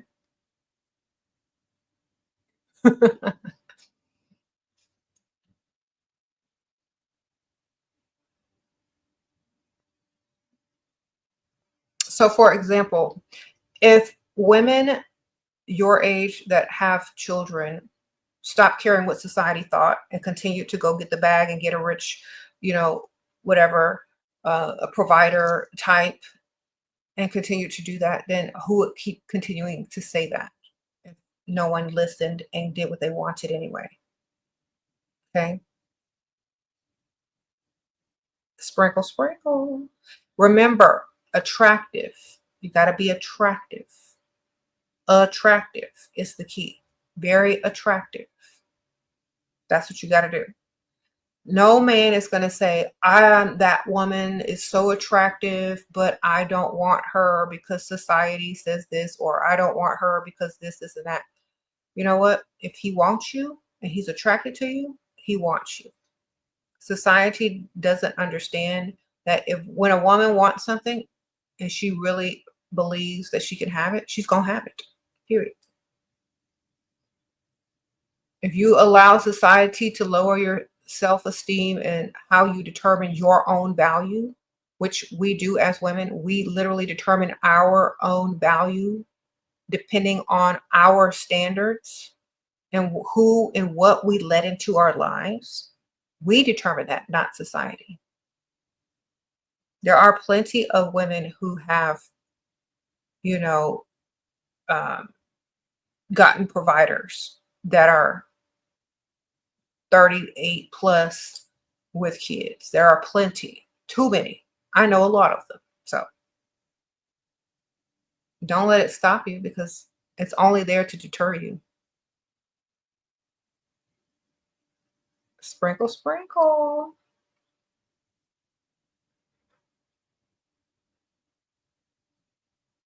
So, if you are a good person and you have the correct priorities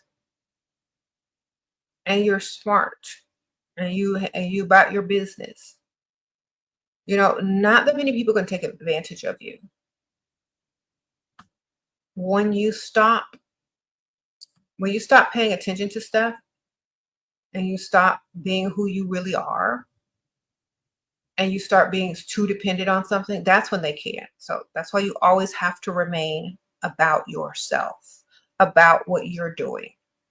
You can't get super comfortable depending on someone else. You got to say, okay, well, I can depend on you. Let me get your money so I can get my money. Now I can do what I want. That's the key. Y'all, do y'all always know that, like, one of my main sayings is I do what I want? Why do you think I can say that?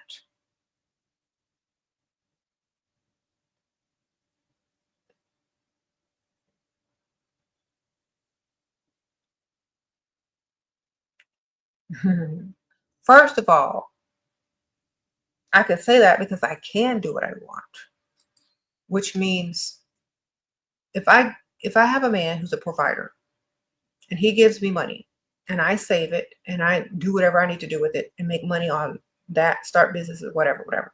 Now I have my own and I do what I want. I don't 100% depend on anyone. They provide for me 100%, but I don't need them. You understand it? Uh, if y'all were on my TikTok earlier, I was talking to James. I don't know if somebody got it, but I'll probably post it up later if I can go through the clips. But he said, as long, a man will provide and pay the mortgage, but you as a woman also should, any human being should be able to provide for themselves if need be. So if you get with a provider man and you're a smart woman, you're going to get enough money of his to get your money up to where you don't even need him anymore. Now you're in a situation where you actually want to be there and don't have to be there. There's a difference. And some of y'all don't understand this, but when you get the bag, get yourself a bag at the same time.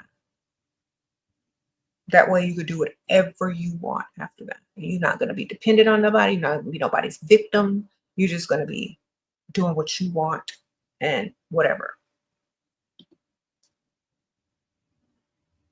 Okay. A ball player flaked on your date when he was in town, sent you $1,800 money for flaking. How do I get him to send more money monthly? We haven't been sexual. Okay. Okay. So make up a good lie. It's like, oh my gosh, thank you so much for sending me that money. You don't know how much I really needed that. Uh, Fake Aunt Ethel was, not doing so well, and that was the perfect amount of money to help her out with her mortgage this month. That is so sweet. Now I just got to figure out how to help her out next month. You're so sweet.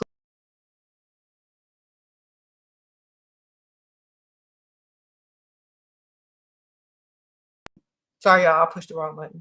So you're so sweet. When are you going to be back in town?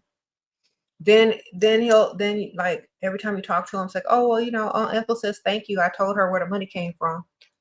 So be lying. Fake Aunt Ethel is invested.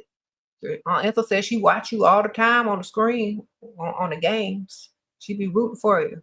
She says she want a jersey. So he's gonna get all invested in fake Aunt Ethel. He gonna be sending money. Sprinkle, sprinkle. Oh, potentials all around you say how patient. Oh, how to stay patient and how to stay patient until they make a move. Sometimes you get impatient and don't want to be desperate and want something to happen. Okay. They can sense your desperation. That's called desperation.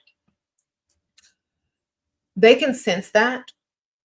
Remember, People that have money aren't in a hurry all the time unless they have business to take care of. When they're out being social and doing social things, they're not like dusties. They don't have to swoop in and try to get you for the night before you realize they're dusty. They People with money like to take their time, observe you, see if you're, going to fit into their world, see if they're attracted to you, see who else you're talking to, if someone else is meeting you there. They like to sit back and watch a little bit and get a feel for you before they approach. If they see that you're out looking and you look desperate and needy, they're going to automatically sense that. And that's poverty right there. Desperation, neediness is poverty. So they're going to literally be repelled by that, especially if they have money. But I'm just giving y'all some free game right here. When you have time, when you are patient, when you have money, even if you don't have money, don't be desperate. Don't be giving off impatience. It means you can't wait for something. You're in lack of something. You're in need of something. And that is literally going to repel rich people because they don't have that energy. They don't have that. And it's going to literally repel them. So when you go out and when you go freestyling, when you look cute, you have to be out there for yourself. You got to be enjoying the ambiance, enjoying the experience, lavishing in whatever you're doing, and just being happy. Because if you're giving off feelings of desperation and bad energy, people are not going to be attracted to that whatsoever. If you look like you got somewhere to be, you can't stay here long, you hurry up and come see me because I'm, it's giving off broke energy. So you got to give off energy of wanting to be there, enjoying your time, having a good time. More positive types of energy is going to attract people to you rather than desperate energy. Okay. So work on that. Work on it because a lot of people don't understand that. When I go into a place, I can tell who's nervous. I can tell who's desperate. I can tell who's broke, and I can tell who's paid just by how they're presenting themselves, how they're acting, how they're even sitting. You gotta be aware that people can read this. And wealthy people are highly trained on body language, especially if they're in business. They're very observant on body language and how to read other people to see if they're lying, if they're bluffing, because they want to do good business. Okay. So you got to understand this. Have more of a positive energy when you go out. Okay. You had a rich guy ask you out at 6 months ago. We didn't go out on a date. He sent a long text, which didn't reply and ghosted him. It's weird to ring it. Girl, it's been 6 months. Move on. Why are you still thinking about him? Why? Honestly, if he's not thinking about you and you're thinking about him, he had more of an impact on you than you had on him. So it's not even worth it to even think about anymore or pursue. If he really liked you, he would have kept trying. You know what I mean? Not you thinking about him 6 months later and trying to figure out if you should reconnect. No, ma'am. That's desperate energy. Out of nowhere, the man is the chaser. Remember that. He should be remembering you and coming back after you, wondering what you're doing. It's not the other way around. Okay, exactly. He could be married by now with a whole nother woman. He could have a child by now. You don't know. Okay, beautifully made, sprinkle, sprinkle. Guy who hasn't sent money called to ask if you wanted to go to lunch. Girl, no, sprinkle, sprinkle. It's like, no, I'm still trying to figure out how to get this money that you promised me because I had made plans for traveling. And now I'm still trying to figure out how I'm going to do A, B, C, and D. But unless you're willing to send it to me and so I can wrap this up and then meet you for lunch. Sprinkle, sprinkle. That's what you tell him. Dismiss the lunch. You still worried about how to get this money for whatever you need to get it for, unless you can send it to me now so I can wrap this up and then we can meet for lunch. If they lie and say, well, meet me for lunch, and maybe if they're going to use keywords like maybe I'll give it to you. Say, no, I really need to make some moves today. So unless you're going to give it to me first before lunch, I really don't have time. Sprinkle, sprinkle. Always be on the move, on the go, and trying to solve problems. If they want to solve them for you to free up your time so that you can have lunch with them, great. If they don't, they're not trying to. Okay. Sprinkle, sprinkle.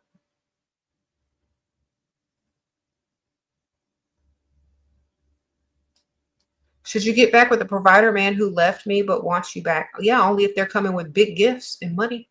Sprinkle, sprinkle. Re-entry is not free. Okay, so make sure you have a list of things that they got to do and pay for before they can, you know, get back with you.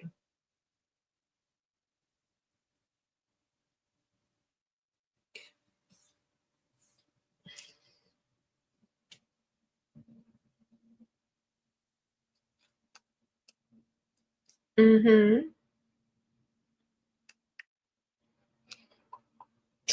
Thanks to you, I save a lot of money, Shira. Sprinkle, sprinkle. Okay, then. Sprinkle, sprinkle.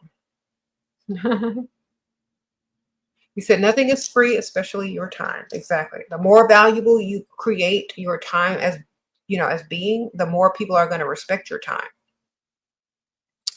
Thank you, Keithley, for being a new member. Sprinkle, sprinkle.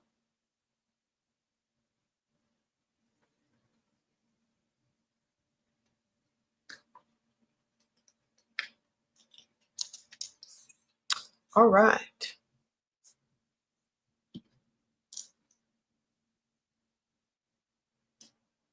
I don't even remember people I knew 6 months ago if they're not in my life today. Sprinkle, sprinkle. All right.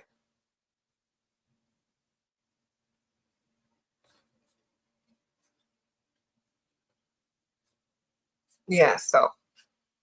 Okay, so also remember, y'all, when y'all are going out to run errands, if y'all are going to the nicer side of town, remember to dress appropriately, dress attractive enough to try to lure in the type of men that you're trying to lure in. Now, if you're not looking for men, let's just say you're looking for friends or a social group. You're trying to level up your social circle because all you got is pick niches over there. Then you also need to attract the type of women that want you in their social circle. You know what I mean? So if you go out and people watch, look at friend groups, look at ladies at lunch, da da da da da. See what they find appealing about each other. And then if you're looking for someone to hang out with or whatever, social climb with, I don't know, whatever y'all calling it these days, do the same. Like make sure you're fitting in the categories as far as, you know, aesthetic looks and all that kind of stuff. Because that, you know, that also has a lot to do with it. Who will hang out with you as a friend as well. Okay.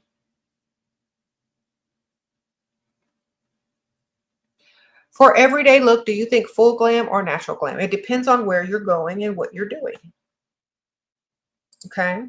So what are you doing in that day? Are you going in? Where are you going? What are you trying to attract?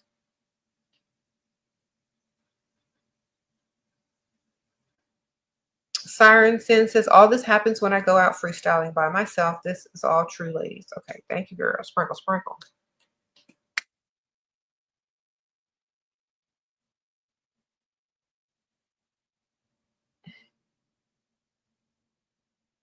Mm-mm-mm-mm.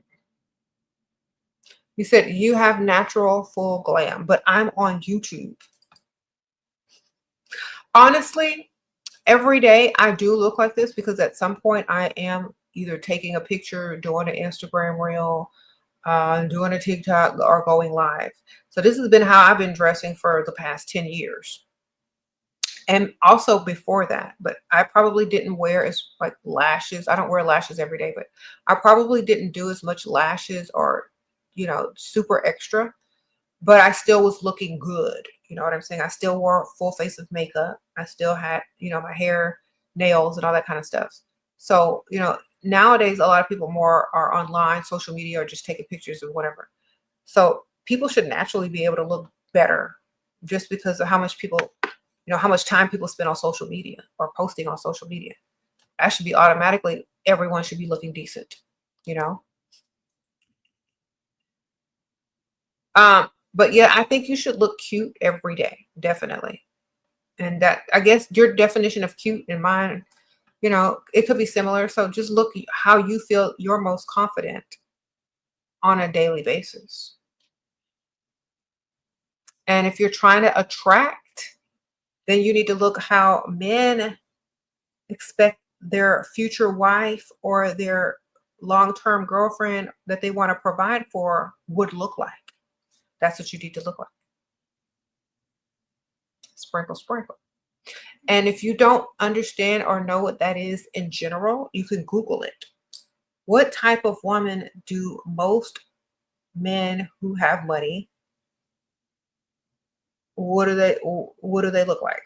What type of woman are most provider types attracted to? And then you take what you can take out of that and apply it. And that's literally it. Okay.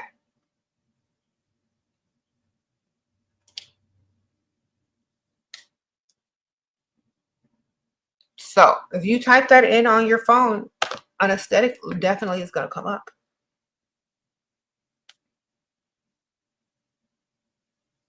And then you see what you can pull from that aesthetic and make it and work it into your look. And that's literally it.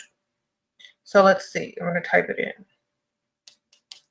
What type of woman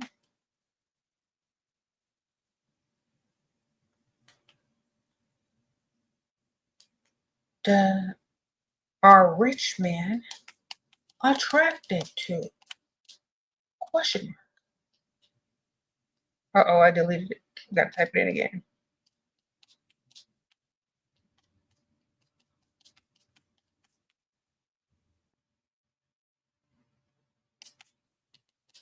My nails tapping everywhere. Let's see what pops up. I'm going to put images. Oh, wow. A skinny lady in a red dress with long hair.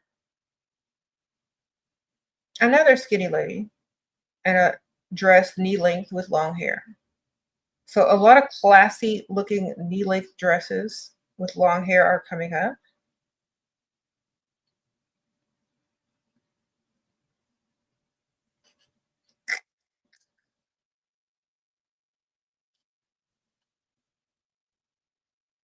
So, yeah, sprinkle, sprinkle. Classy, not trashy.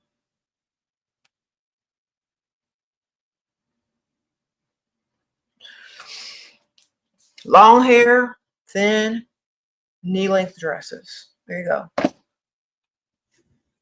That's the combo that I saw in everything.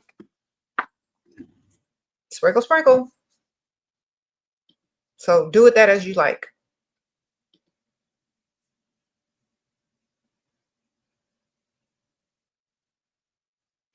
Well, I'm talking, if you can wear tights, ma'am. I got these thermal tights on right now. They thick. I got these thermal tights and I have on boots. I have on a skirt that comes like slightly above my knee. I got on a cute sweater, fleece leggings, darling. Trench coat, fleece legging. Wear your dress underneath. I don't know where y'all live. If y'all live in like super freezing temperatures, do what you got to do. But in the spring and the summer, dresses, ma'am. Skirts, dresses, classy, cute, feminine outfits. Okay. Look, I noticed because I have a lot of pants and I have a lot of skirts. The more time, when I wear skirts and dresses, men treat me more feminine. Men act more masculine around me when I wear dresses and skirts versus pants, jeans, or slacks. You know what I'm saying? I wear slacks and jeans when I'm busy. I'm not trying to, look. I wear casual, when I'm doing stuff with the kids, out walking and stuff, doing stuff like that. But when I'm trying to look cute and dressed up, I'm throwing on a skirt or a dress.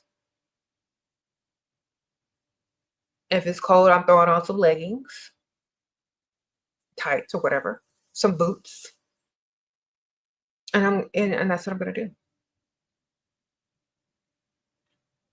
But I like to dress like that anyway. So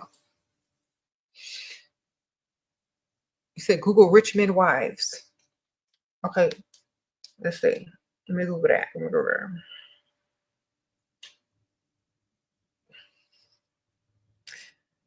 He said Melania style. Hold on. Rich man. Wow. Oh, same thing. Long hair dresses. Classically pretty long hair and dresses. I don't know who this is. Who this?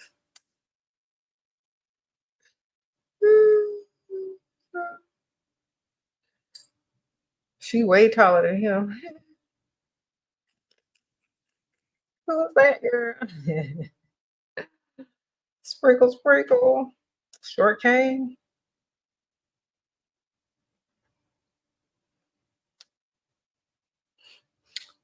Our favorite, Miss Naomi. Girl, his eyes red. He must have been drinking.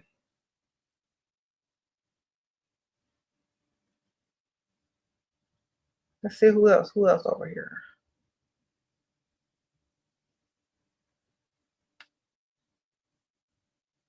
Girl, who is that?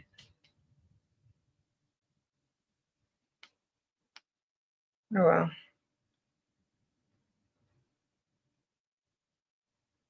Well, y'all get the picture. Uh-oh, who is this?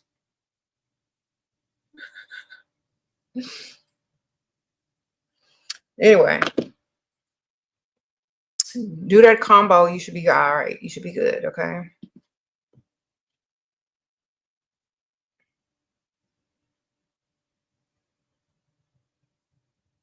Should you be worried if you are not their type? Are you their placeholder? Are you collecting money as the placeholder if you're not their type?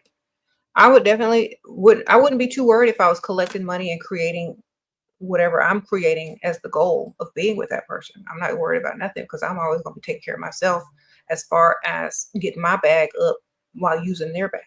So should you be worried if you're not doing something for yourself? Yes, of course you should. Should you be worried if you actually need them? You sure should. You should never be worried. You should always be ready to do whatever you want at whatever time you need to do it at. Okay? That's the goal, ma'am.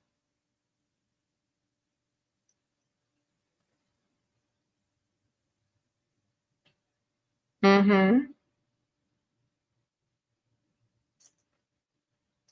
So, like I said, if you're looking for what rich men are attracted to, longer hair, classy outfits, mostly dresses, because you're looking feminine,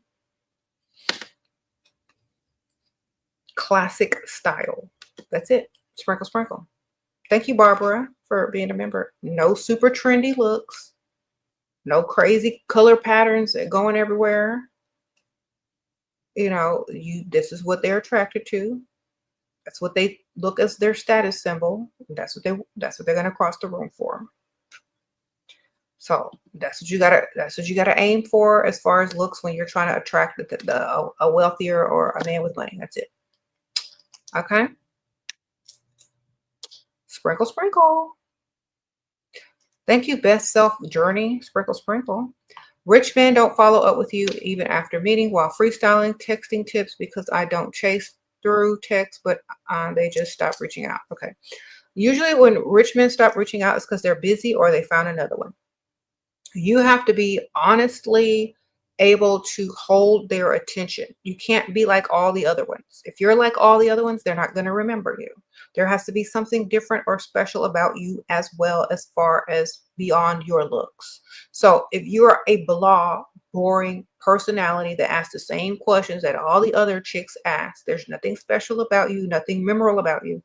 That's why they're going to get bored. Okay. You also have to have a personality of some sort. I don't know if you do or not, but you got to work on that. Definitely keep their attention. Mystery or something a little bit different is what keeps their attention.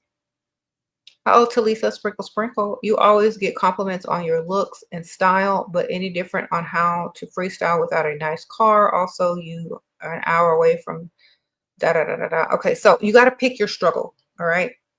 Before you can start doing this properly, you got to put everything in place so that you have the tools to do so. Okay. So if you need a car, you need to work on that first. Okay. You can get a car from some old dude wherever you at. Go find some old dude, fix your car, you know, da da da. Then get what you need to get and go on the other side of town. Okay. But work on what you need to work on first. Because if you get on the rich side of town, then you got to tell all these people you ain't got no car and you broke and you don't know what to do. It's going to sound real bad. So get your money up where you are now, then go to the rich side of town. Okay. Find somebody who likes you enough to pay for you a little down payment or save your own money or do whatever you got to do. Get your money up so you can get over there at least. You can't sit there and wish you were over there and you don't have the means to get over there yet. You got to be able to get the means to get over there first. So worry about a car first. Okay. A lot of people got their priorities in the wrong order. So you need a car. That's first and foremost. Work on that. You said you Googled one that and one of my videos came up. Oh, that's so funny. Sprinkle, sprinkle. All right. So get y'all's money up before you get over there. If you don't have a car, you got to get over there. You got to find a car. Date an Uber driver, girl. I don't know. Lie and tell him you need to draw a ride over there and come pick you up after his shift. I don't know. Do something. Sprinkle, sprinkle. Okay. Thank you. So, women attract men. Are you attractive? That's the title of the video.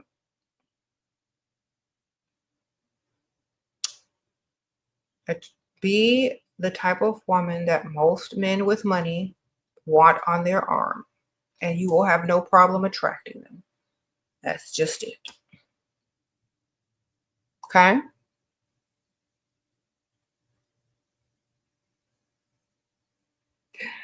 You said you Googled it and one of my videos came up for real.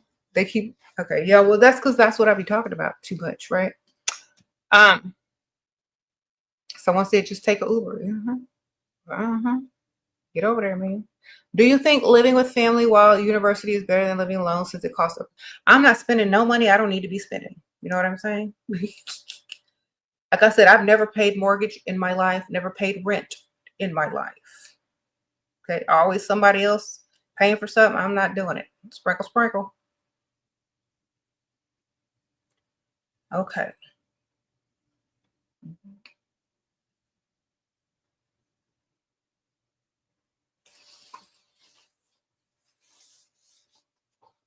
Sure. What salary do you consider a rich man?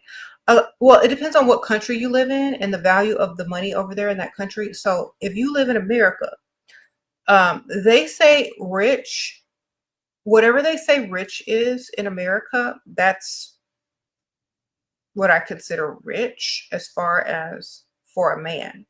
But is that rich to be able to take care of family and still have money left over? So let's Google what rich is in America. Let's see what rich is considered in America. Because that's all you got to do is literally Google it. Let me see. Get out of all this that I was looking at before. Dang. All right. Do y'all know it? What is considered rich in America? What salary? I don't know.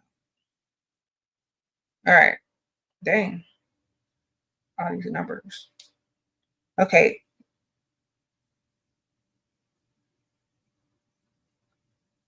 I don't like this chart because I can't see it. Hold on.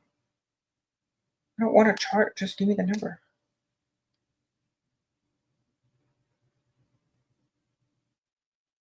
Above $540,000 a year.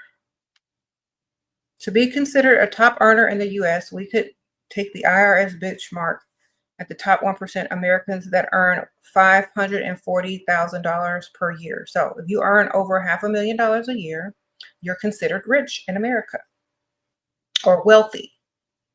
I think rich is different. I think that's wealthy. So I think rich would be $329,000 a year. Yeah. So to be considered rich, you got to make over $329,000 a year. To be considered wealthy, it needs to be over 540,000 a year. So if you're considered a rich man, you need to be making over 350,000 a year. I think upper middle class is 200 and something thousand, or 200,000. Okay, there you go. There's the numbers. It could change depending on each state, I guess. Sprinkle, sprinkle. I think it depends on the state as well. So you look up your individual state, because I know California probably way more than other states. So just look up the states. Mm-hmm. Sprinkle, sprinkle.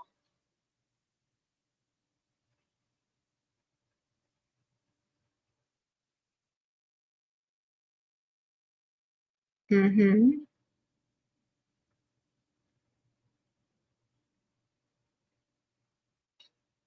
You gotta attract them. If men don't approach, they're not attracted, or they're married, or they already got somebody, or they're not in the social mood. I mean, remember, and I have to keep telling women this over and over because they don't know, because they've never. I don't know if y'all are new to going out and hanging out on the nicer side of town. Rich men don't approach women like dusties approach you. Okay. You may not even realize a rich man is attracted to you, or trying to talk to you, or even trying to approach you. You may not even realize it because it's very subtle. Okay. They may give you a compliment. They may ask you a question. They may say something to you. They may do like a nice gesture for you. They're not going to come out like a dusty will a lot of the time. They're not going to be, ooh, girl, you fine. Let me get that number. They're not going to do all of that.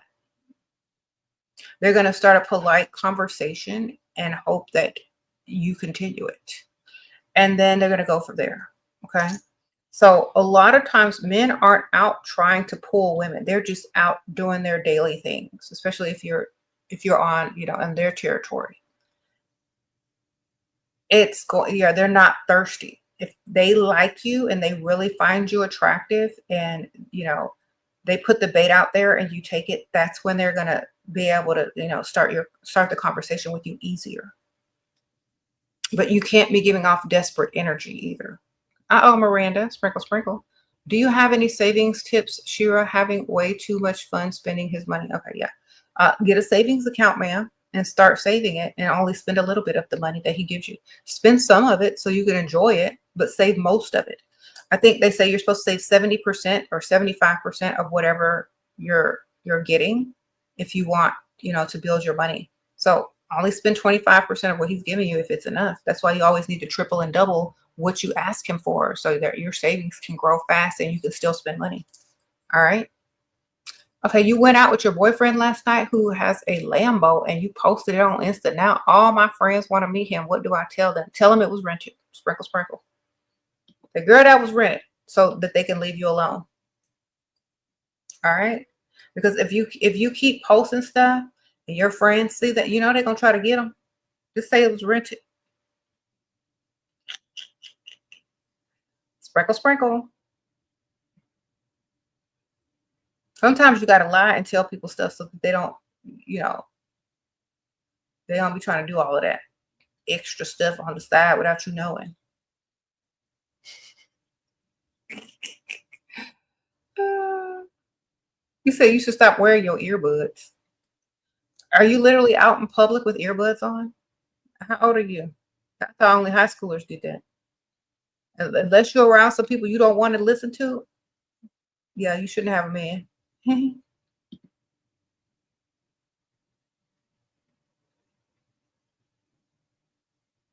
You said the short man stands on his money. Exactly.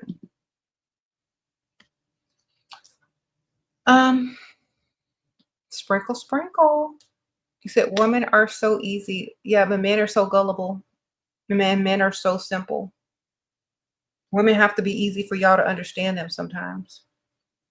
Because otherwise, most men say that women are so complex. Why are you so complex? I asked you one question and you have a whole paragraph of things to say. Women have to act a certain way in order for men to be able to, attention span to be able to deal with us. Okay. A lot of times women are playing dumb and stupid. And the only time that women are desperate is when they're desperate for validation and attention. And those are literal pygmies that nobody else wants. So, they have to work on themselves. We try to help them as much as we can, but they got to work on themselves to know their real value and to get what they're worth.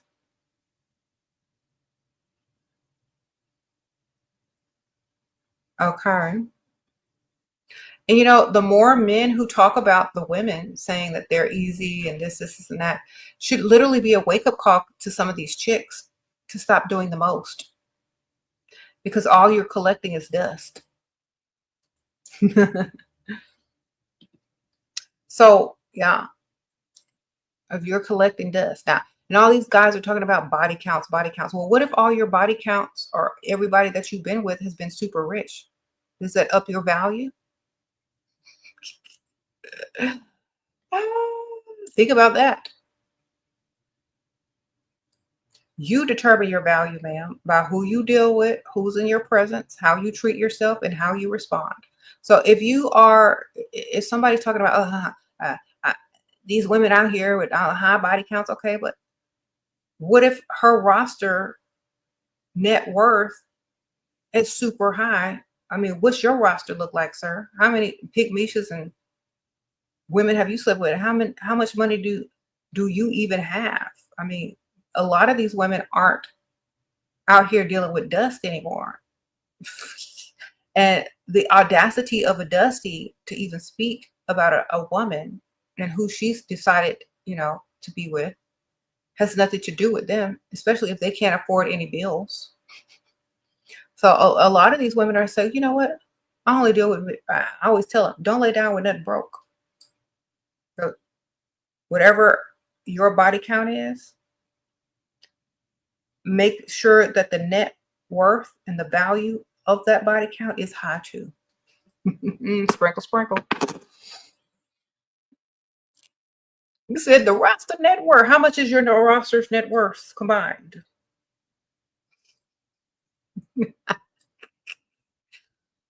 If it's negative, you would dust. Okay. If y'all start adding up the roster's net worth, you ain't gonna be worried about the body count. I promise you.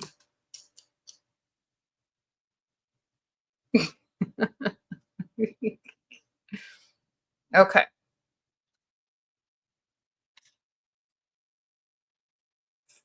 Rose Waters Sweet Tea said y'all will sleep with a burrito. Oh my gosh. Well, anyway, do they count those or are they leaving them off the roster? I don't know. Okay.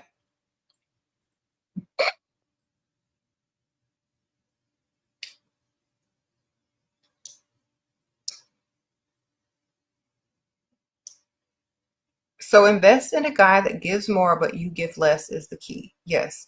A man is supposed to impress you with him being able to provide. So therefore, how is he supposed to impress you if he's not able to give and provide? A woman is naturally the receiver. This is even in nature. So yes, you're supposed to allow them to prove themselves as a masculine provider and protector. Okay. Yes. If they have a problem with that, then don't deal with them. We have our own set of standards and we are entitled to our own set of standards. If they can't meet them, sorry. If they can, great. That's just how it is. There's no arguing in it. Some people have different standards than other people, and I explained this earlier in the video. If you try to apply for a job and you don't meet the job qualifications, there's nothing you could do about that, but go find another one that qualifications you do meet. Cosmic Luna Healing. Sprinkle, sprinkle. Thank you. Your sister is 27. Boyfriend is 30. About to get married anyway. Advice for her. Okay. Marry for money. Sprinkle, sprinkle. That's the best advice I can give anybody. Don't marry for love. It doesn't pay the bills. Sprinkle, sprinkle.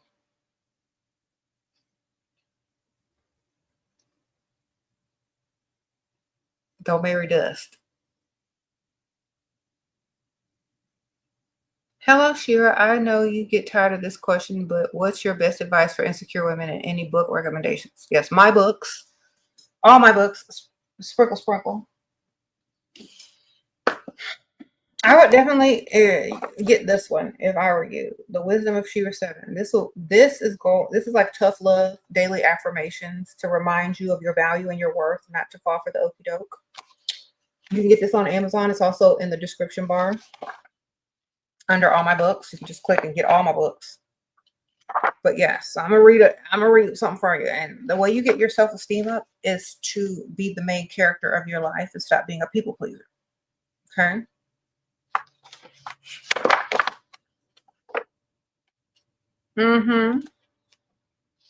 If you don't put enough time, effort, and priority into yourself, you're not going to see yourself blossom. Level up or do the things you've always level up to do the things that you've always wanted to do.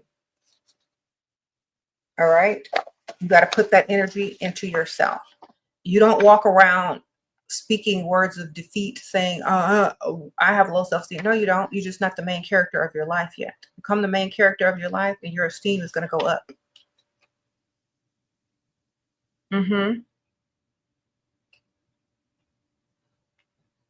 What if women are never supposed to be broke, Pam? If you're cute and attractive, you'll never be broke. You can get anybody to pay for stuff. Just ask.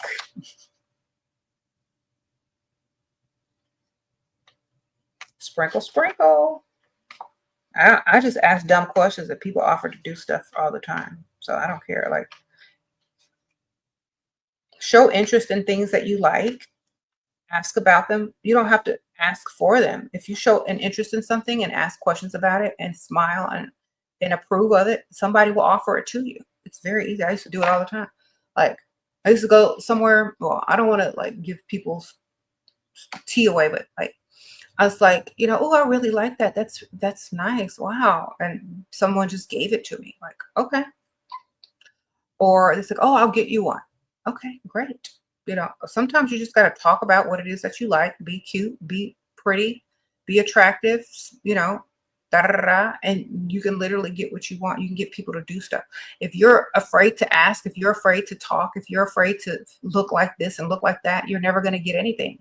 Closed mouths don't get fed. Okay, I will tell you in 2 seconds I like something. I really like that. I might look into that. That's nice. Usually people that are generous or have extra or will just give it to you. Or even if it's money, it's like, oh, that's so nice. I would love to go to lunch with you right now, but I haven't put in it, I had to go to the bank and I don't have any cash or like my deposit hasn't hit. But even though that's not true, because I never have to check my bank account. I got money for days. But if you're not living on that level, then if you're pretty and someone invites you to lunch, they will just say, oh, well, I got you, even if it's a girl. You know what I'm saying? You have to speak and people will offer. If they don't know what you need, if they don't know what you need or want or like, how can they give it to you? Okay, I learned this a long time ago. If people don't know what you need, like, or want, there's no way they're going to give it to you. If you're too afraid to look a certain way, oh, well, they're going to think I'm broke. Well, ma'am, if you are broke, you are broke. What if you're rich and saying the same thing? Are they going to think you're broke then? No, because closed mouths don't get fed. Just say what you like, say what you want. If people offer it to you, accept it. It's that easy. You don't have to be poor as a cute woman, ever.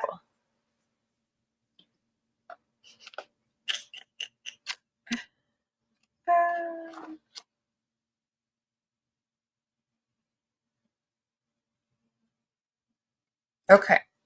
What was I like when I was 21 years old? The same way, ma'am. Sprinkle, sprinkle. High standards, knew what I want, didn't fall for the okie doke.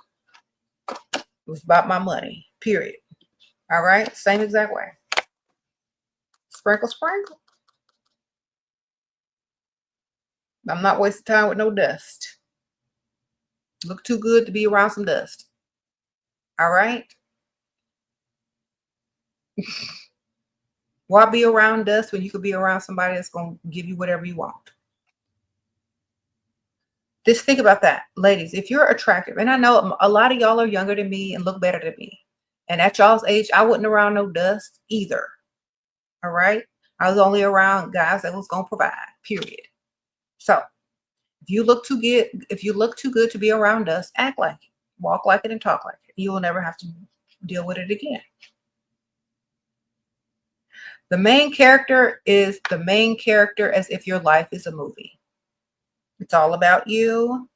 You are the main character. When you walk in a room, you got theme music. Everybody's, checking you out. You're the main character.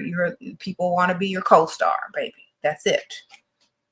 That's the main character energy. If you have low self-esteem, then you need a main character makeover. Okay? Go get in that mirror. Go get in that makeup, getting them wigs, getting that wardrobe, and recreate yourself as a main character. If you can't do it, you don't want to. It's just that simple. Okay? It's just that simple. You don't want to do it, you ain't gonna do it. Get in that mirror and recreate yourself as a main character of your own life. Throw away all the frumpy clothes that make you feel ugly or insecure. Throw them away. Recreate your wardrobe with anything that makes you feel like you look pretty or you look good. Okay? Throw all the ugly stuff out that you ain't gonna wear that makes you look bad. Why is it even in there in the first place? Get up every day and look your best. Be the main character of your life. It's literally it. And then people are going to be like, well, what about love and happiness? Okay. Well, here's my answer. I was already born with it. I'm already complete. All he can do is be an added bonus for my money. All right. If it takes another human man to make you happy, what happens when he leaves? Are you going to be sad after that? You're supposed to be already happy. He's supposed to be added bonus. Okay. Sprinkle, sprinkle. What's he adding to you? He needs to be adding to your wealth, your mood, hopefully your happiness or whatever.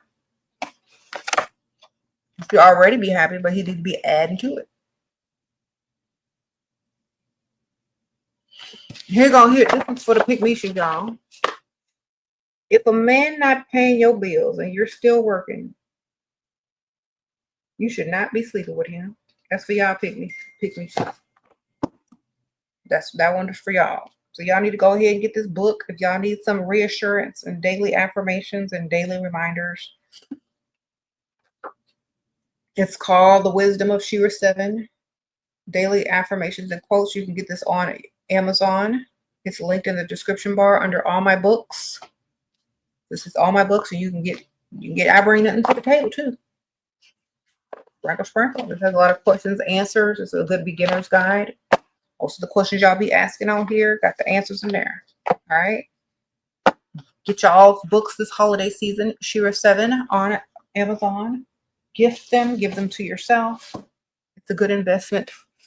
You won't regret it. Okay.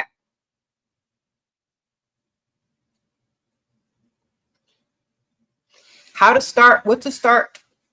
Shira, what to start with? Yourself. First of all, you got to start with your mind. And you understand that you deserve everything that you want. Then go get it. Then recreate yourself to be able to go get it. That's what you got to go do. Girl, I want everything I deserve. So I got to recreate myself to go get it. That's where you start.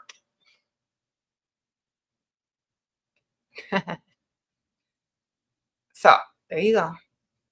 And don't listen to dusties. All they're trying to do is get something for free. Remember that. Dusties aren't trying to help you. Dusties don't care about you, your best interest. They just want something for free. Just look at them as like, always trying to get something for free. Just look at dusties as men that want something for free. Just look at them like that. That want something from a woman.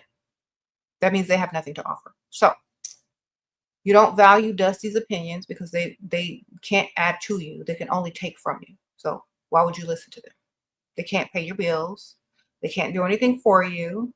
So they're jealous of you. Dusties are literally jealous of women because they can't play the role of the feminine. And people will get mad at them for wanting a woman to go 50-50 because that means that they would have to man up. So Dusties are literally just jealous of women. That's why they try to invade their spaces, down them, because they want to be in our place, but they just can't. They haven't switched over to the other team properly yet because they're still attracted to the women that they can't afford. So they're stuck in the middle. You see? A Dusty is stuck in the middle. That's why if you really ever want to get a man to be gay for pay, you got to aim low and get a Dusty. Okay. Most Dusties will be gay for pay for the right price because they're stuck in the middle. They're already gay mentally. They're already very feminine mentally, but they have not crossed over to the other side yet physically. But for the right amount of money to not be called Dusty for very long, they might go ahead and do it. You know what I'm saying? So when you're dealing with dust, remember, they're just one offer away from being gay for pay. That's why we don't really listen to them. And no offense to the gays, y'all already know that's the truth. Okay, sprinkle, sprinkle. You, if a gay guy ever wanted to turn somebody out, all you gotta go do is find a Dusty for the right price, for the right pair of shoes, for the right video game, for the right amount of whatever. Okay, just understand that yo broke Dusty. Listen to me, ladies. Your broke Dusty is closer to being turned out than any other type of man. Sprinkle, sprinkle. Because he would be gay for pay. All right. Sprinkle, sprinkle. Yes, broke men are closer to crossing over to the other side or crossing over to the other team because they would literally be gay for pay. That's why nothing that comes out of their mouth is valid. That's why they're jealous of women. That's why they're in women's spaces. They're already mentally gay. It's just going to take, the right offer for them to go all the way. Gay for pay. Sprinkle, sprinkle. They already halfway there. They're already halfway there. Maybe even more than half.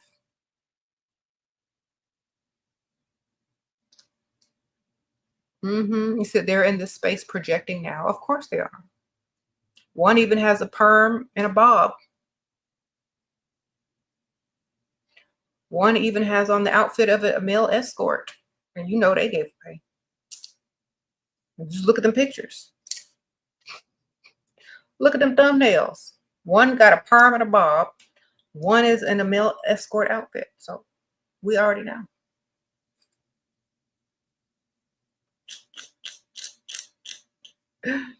But it's okay. You're safe here. Whenever you're ready to come out the closet, we'll support you. Sprinkle, sprinkle. Let me give y'all some advice, Dusties, that will probably be gay for pay. Look, your value, whether you're Dusty or not, if you're willing to, cross over to that other side, make sure you know your value as a man who's never been turned out before. Don't let them turn you out for free. I mean, if you're gonna get turned out, at least be gay for pay. Sprinkle, sprinkle. I gotta give them the same message because they over here, they must want it. So 2 Dusties that are here daily, on time, every day, all day. I'm not gonna call out your names because you might want to family one day after you get your money for being gay for pay a couple times.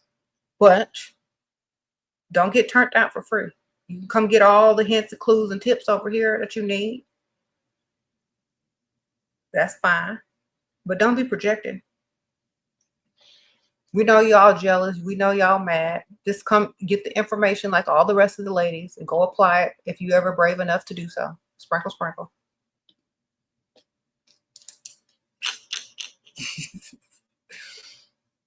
All right. Y'all know it's the truth.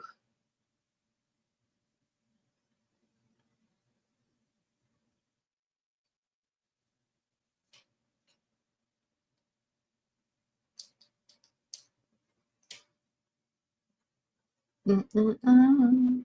How can we repel dusties? Any dust repellent tips? Oh my gosh. Should we have a bill at all times and scratch our names out of it? Yes, Laurel. If you don't have a paper bill, have an online bill and bring it up on your phone. Okay.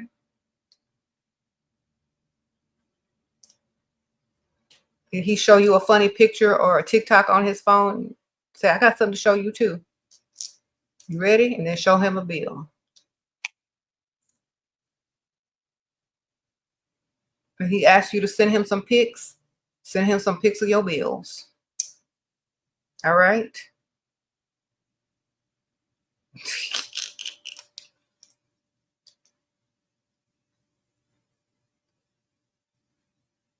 Sprinkle, sprinkle. You said if Dusties are gay for pay, why aren't they rich? Because I said they are the closest ones that would turn gay for pay.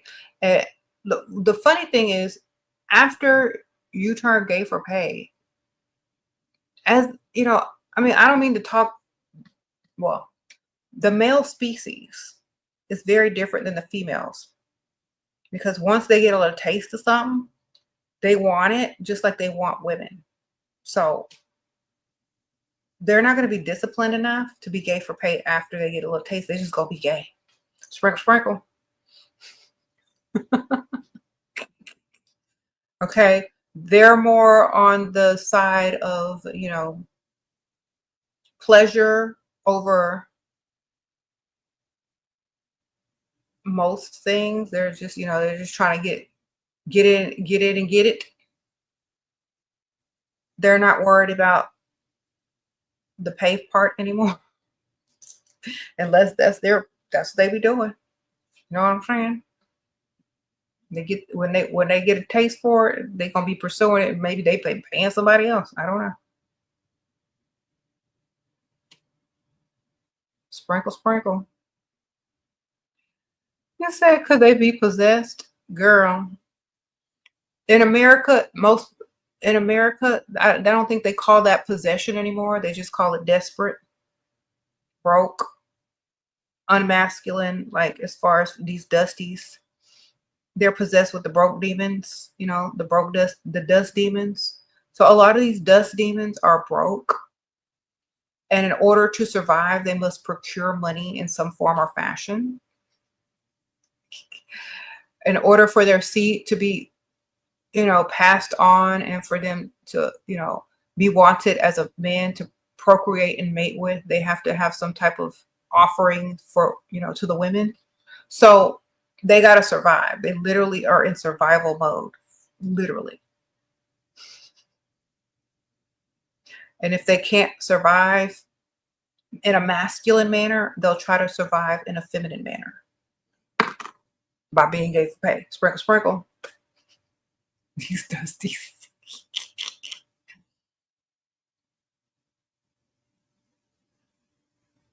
Mm-hmm.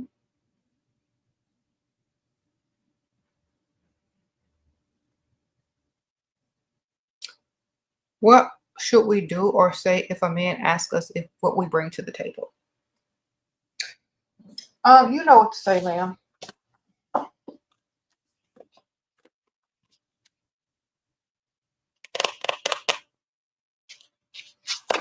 Oh my gosh, I read this book the other day and it's titled I Bring Nothing to the Table. It was the best book ever. You should get it.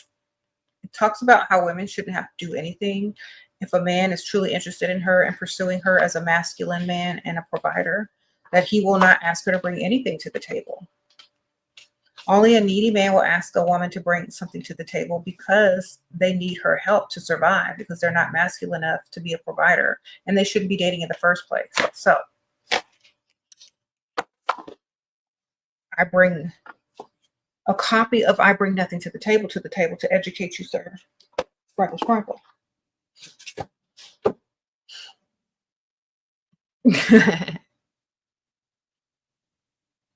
Uh, we don't answer that question, man. That's a dusty. We just dismiss them. They're like, you know what? Eh, gotta go.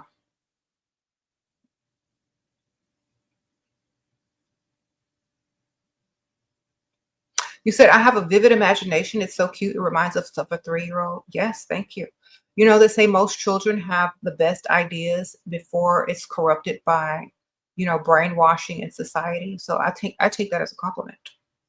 That's how I was able to become so successful, my imagination. Okay. And everything that you see around you was once in someone's imagination until they made it into a reality, you know?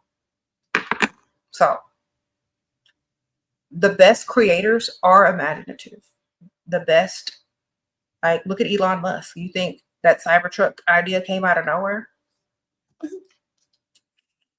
The best creators have a very active imagination. That's why they're so creative and able to execute the ideas, because you got to see it in your mind first. If you could see yourself as rich, successful, and having the type of woman you want, and having the type of job and income and several streams of income that you could want, you could probably find a path to get to it.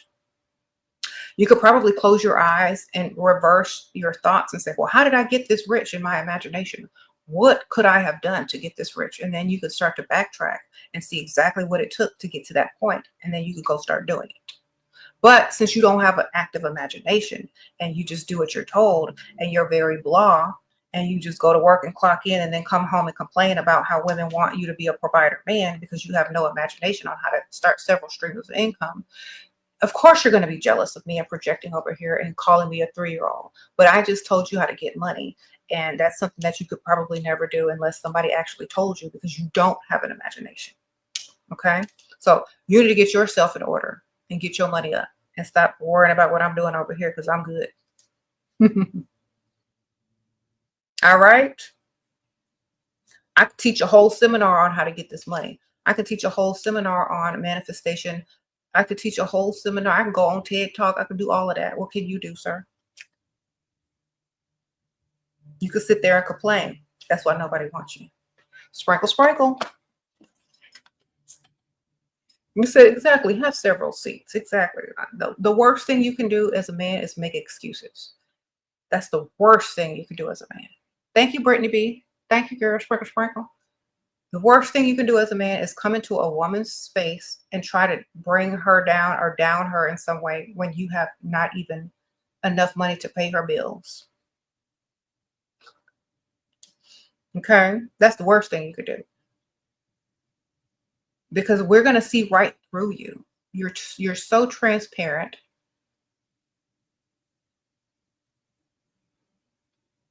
But we just want you to get your money up, like literally. There ain't nothing you can do for us, but go do that. You don't even have to spend it up. Just y'all, you don't even have to spend money on us. Just go get it up so you don't have to be in here mad. Sprinkle, sprinkle.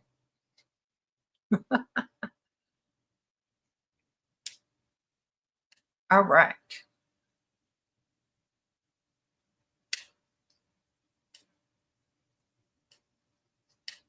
Get your money up. Don't be mad at women. Thank you, Goddess Laurel. Sprinkle, sprinkle, girl.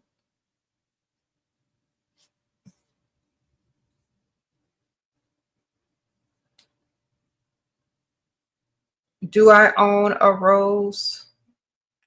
What does that mean? Sprinkle, sprinkle.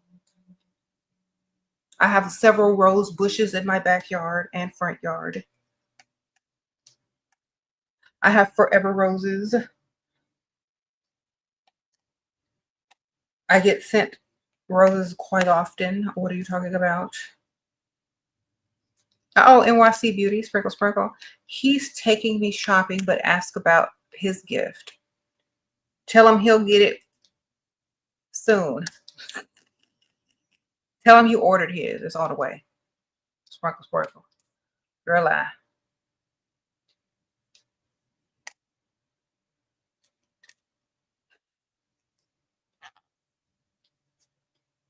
Okay, let me see. Hey, Shira, which book of yours do you recommend to read first? Well, it depends on what state of pygmishness you're in. If you're not a pygmisha, If you are not a pygmisha, the book that I recommend first is Too Pretty to Pay Bills. If you're not a pygmisha, you don't have pygmisha tendencies, read Too Pretty to Pay Bills first. Sprinkle Sprinkle is also good. There's one of my books is Sprinkle Sprinkle. That one is also good. If you are a pygmisha and you have trouble and you have questions and you need help, and people ask you this question quite often, you bring nothing to the table. This is going to help you answer those questions and how to defend yourself to other people who expect you to do more than you're supposed to be doing as a feminine woman. And then to keep yourself going on a daily, you need to get Wisdom of SheRaSeven daily affirmations quotes. So for first book, if you're not pygmisha, get Too Pretty to Pay Bills. All right. Sprinkle Sprinkle. What is my ideal date? Ideal, impress me. That's my ideal. At this moment in time, you have to be able to impress me. If I'm not impressed, it's not ideal. Sprinkle Sprinkle. Plan it and impress me. That's it. If it's not impressive, it's not ideal. Plan it, impress me. That means you have to know what I like. You have to have a decent conversation with me to get a feel for what I like. And then you plan it from there, and it's impressive. And I can go brag about it to somebody afterwards. That's the ideal date, ladies, right? A planned out date according to what your interests are as far as the man has gathered from getting to know you. Something impressive enough to go back and brag to your friends about. That's the ideal date. All right, Sprinkle Sprinkle. Most people don't realize that the first date is like an event for a woman because they're excited. They get to go out with somebody new. They get to get dressed up. They get to go somewhere. They get to be seen. They get, the man is there on his best behavior with his best manners. He's trying to impress you. So it's literally like an event. So the event must be impressive. The event must be something you want to brag about later on and repeat and do something even more interesting or exciting the next time. So that's what an ideal first date is, something impressive and sort of an event. Is it true that rich men only marry rich women? No. Why do y'all ask me this every day? Sprinkle Sprinkle. That's not true.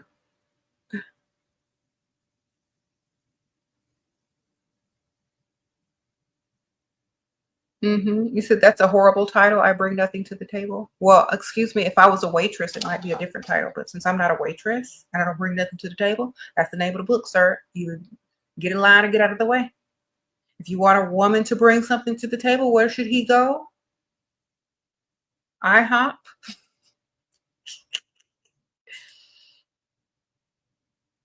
To the restaurant. Okay. Sprinkle Sprinkle.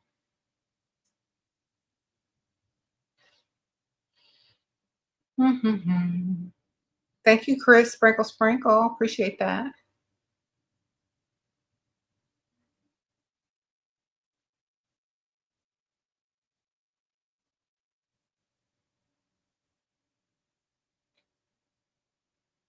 If someone says, let's see you write a dusty book, sir. Okay, Coco Moco. If a dusty could write a book, they wouldn't be dusty no more.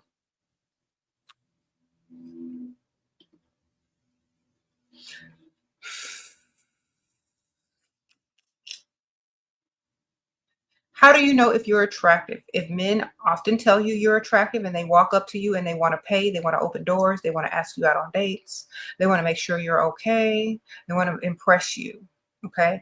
And they want to spend, man. That's how you know you're attractive. When you are understanding that you're attractive, you're going to get the lifestyle that comes with being attractive. Now, understand this.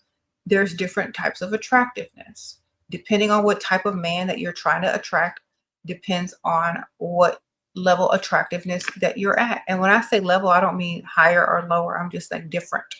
So if you're trying to attract someone that has money, then you need to go people watch on the side of town where people have money and see what type of women that they're attracted to or they're with. Then you need to tweak your look in order to be able to attract those type of men. That's literally it. Or you can go ahead and Google it. Rich men wives. See what they're looking like. So on and so forth. What masculine man is going to sit there and bicker with a woman like a female? I don't know any. I only know the broke dusties that do that.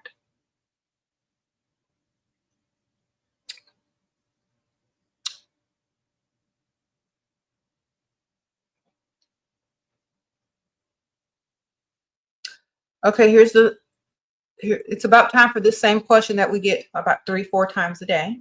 So let's answer it. Sophia asks, why does she feel guilt when she asks a man for money? Have I answered this question so many times? Somebody answer it in the comments. Because you've been brainwashed to realize you've been brainwashed because men are providers, ma'am.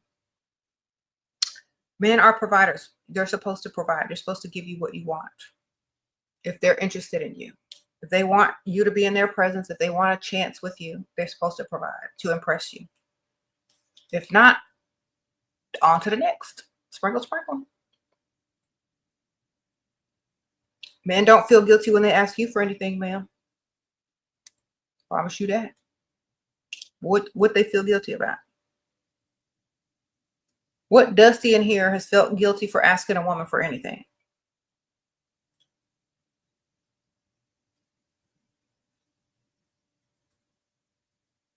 I don't know. I don't think any of them.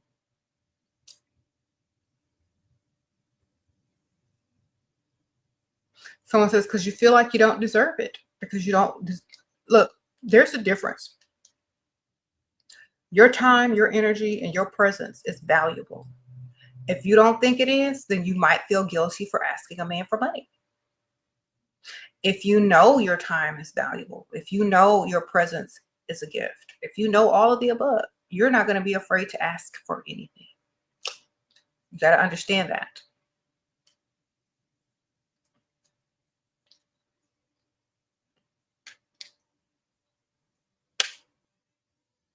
You said, what situation or person led you to this mindset? Long ago, back in the early 2000s, some dusty boy, well, he wasn't even dusty. He actually had a Range Rover. This dude who had the nerve to be driving a Range Rover wanted me to be his girlfriend. And I said, well, I mean, because we were out on a date. And he says, you want to be my girlfriend?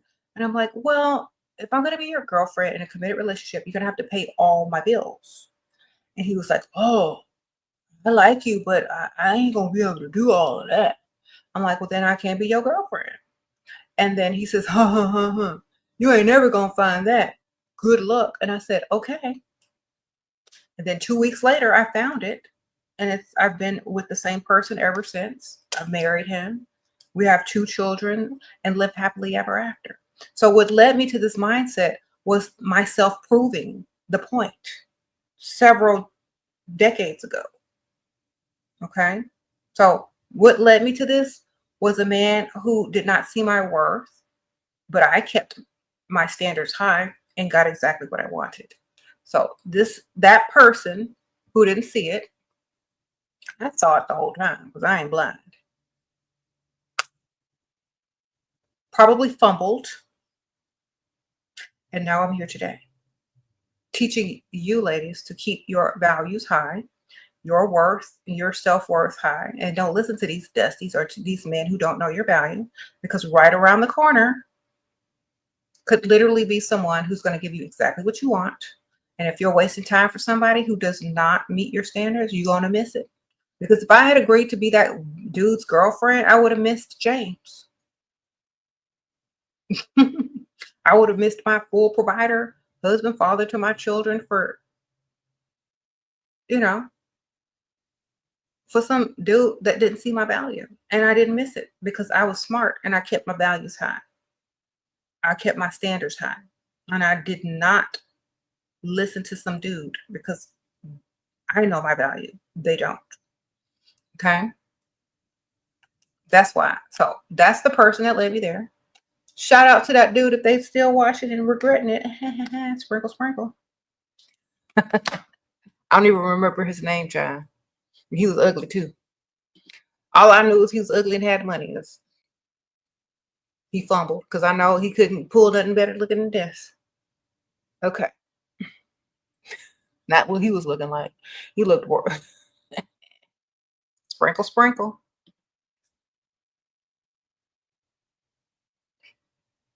All right.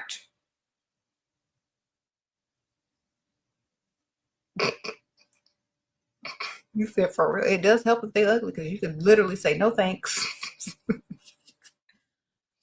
Okay. Thank you, Ruby. Sprinkle, sprinkle. How do you get them to get a better job? Okay. You got pregnant young. Okay. Okay. Barely have money for yourself. How do you motivate them? Okay. You got to motivate them before you give it up to them. But if it's too late after that, you got to threaten to put them on child support or for them to get their money up. Sprinkle, sprinkle. If you're pregnant, start talking about how you're going to put them on child support if they don't have what you need. It's like, you need to go get a better job, a higher paying job so that you can provide for the baby and da da da da.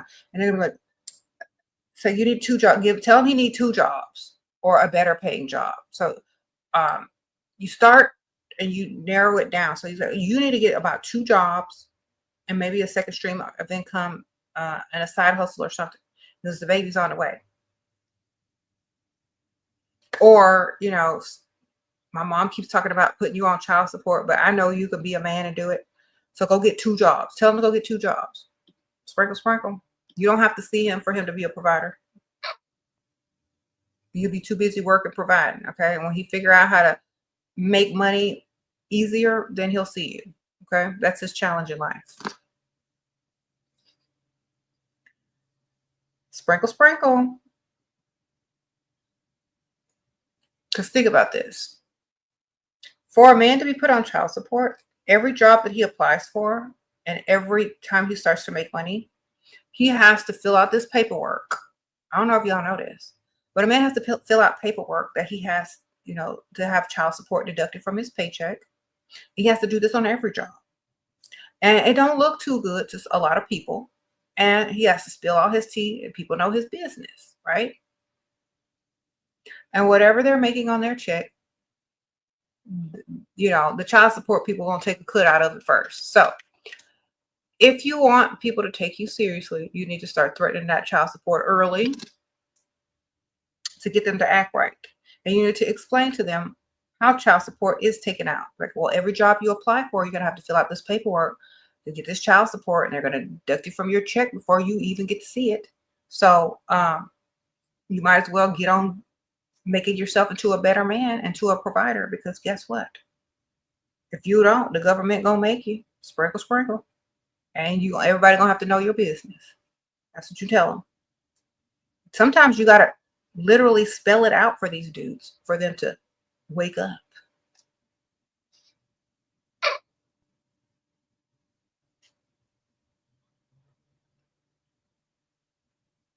Sprinkle, sprinkle. What do you think about Indian men? Are they rich? Sprinkle, sprinkle. Only if they got money, baby. How to react when men give you a money you ask for, but we are very happy, or should we be cold? Well, if is it enough money? Are you happy with the amount? If you're happy with the amount, say thank you so much. That's just so sweet. Oh my gosh. I love it. If it's not what you wanted, say, oh my gosh, thank you. This is so nice. Every little bit helps. Thank you for helping me out a little bit. Now I have to figure out the rest.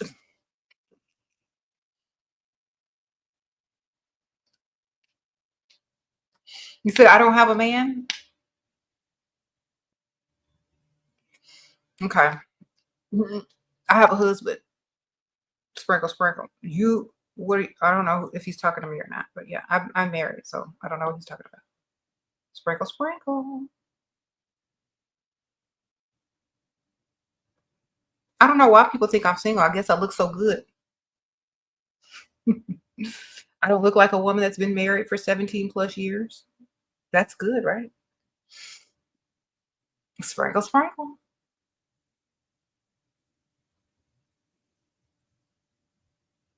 Mm-hmm.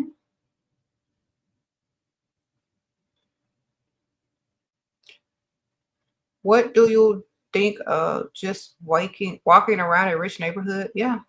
Go on a walk. Put on your outfit like you're exercising and go walking. Mm-hmm.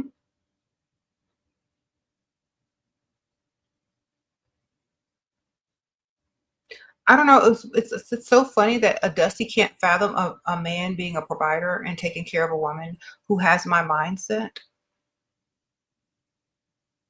Most rich men are literally married to gold diggers. Most rich men are literally married to women who don't deal with no dust. So I don't even know why y'all think that a rich man is gonna go and find a woman who, don't care about money.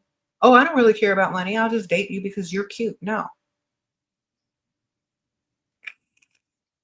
All those women are called pygmies and they already got a dusty.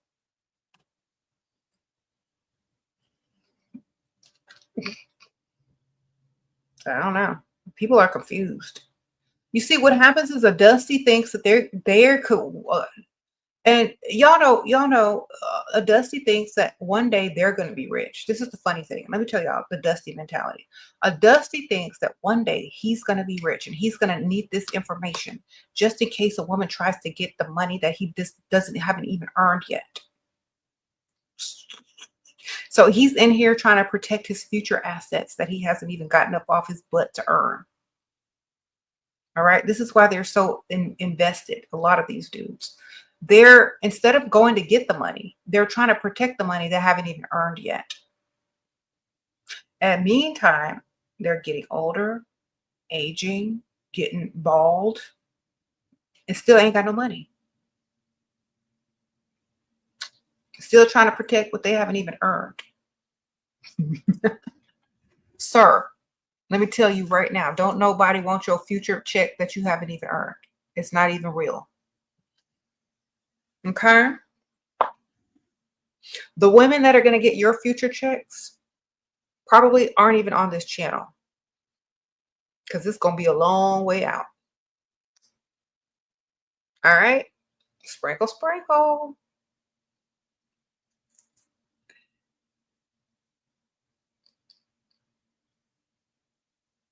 Like literally, what are y'all doing?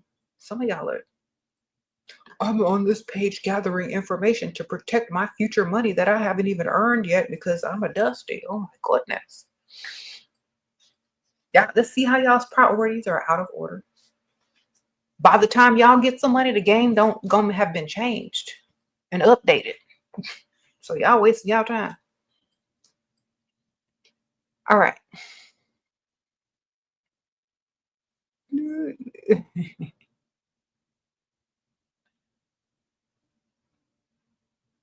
Sprinkle, sprinkle.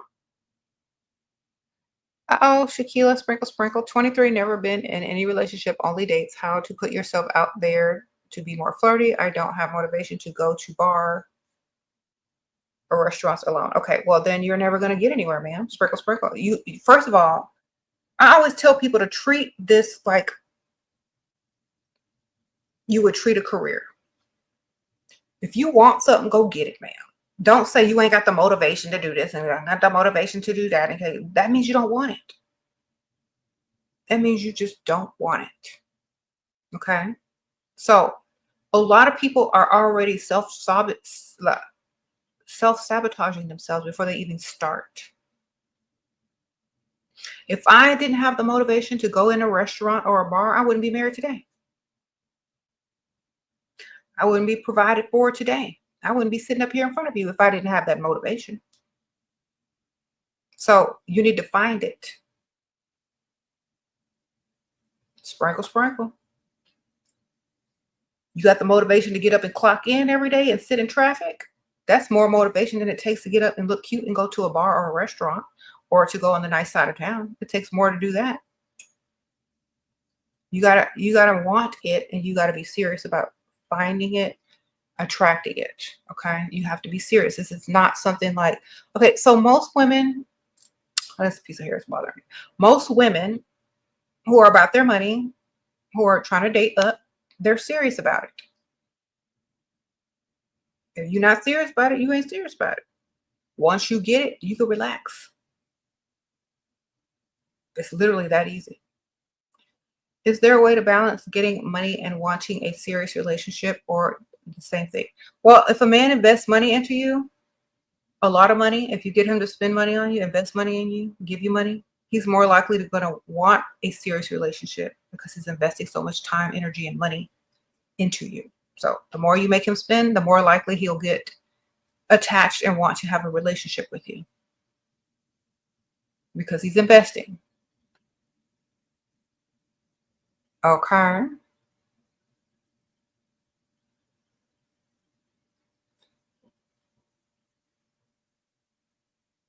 Why do compliments about you always come through middlemen? People stare, but no one approaches me directly.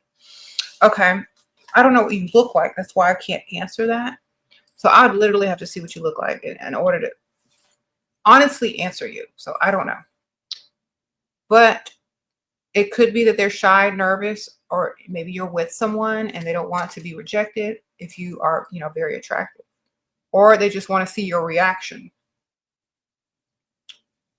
Okay, unknown user. How can you be sexy but modest and yeah, classy sexy? Don't show everything. All right. Just go to Pinterest or Google and type in classy sexy or just classy. All right.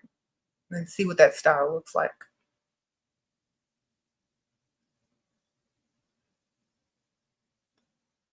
Mm-hmm. I'm alone and what? You're 5'10" and conventionally attractive. That's all I can say. Okay. Well, maybe it's because you're tall. A lot of men are intimidated by women with height. Maybe you should start dating guys that are taller, like way, way taller. Like, um, I saw a lot of tall guys over the weekend. I don't know where I was. I'm in Texas, but like, there's a lot of tall people. You just got to get out there, man. Just go to events. You know what? Most events, you're going to see such a huge variety of different types of people. And that's why I always see tall people at events, not just like, and every once in a while, like in the grocery store or whatever. But if you go around a huge crowd of people, you're most likely going to be able to see a lot of tall people because they're standing over everybody. And then you can like, put yourself in their path, stand next to them at the bar or wherever y'all are at, whatever. But a lot of times, like sporting events, things like that, a lot of ex-athletes or retired athletes will be at sporting events or things like that. A lot of them who are tall, definitely looking probably for a taller wife so they can make some offspring, some tall kids. Go around those types of places. Sports bars in nice areas, you know. They even have clubs for tall people, like not clubs that you go to, but like online meetups for tall people. You can go find you a tall drink of water. Sprinkle, sprinkle. Just make sure they got some money.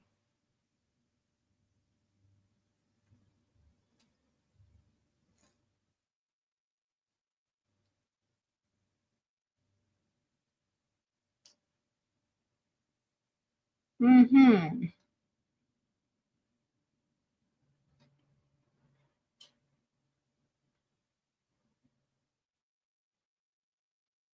Okay, I'm reading some of these.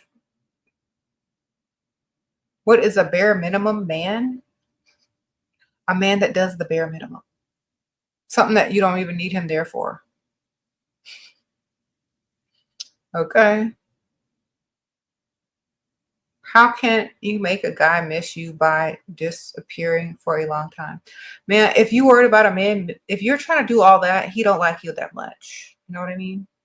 Like he's supposed to be worried about you, not you worried about him. He's the wrong target. Go find someone who is more worried about you than you're worried about him.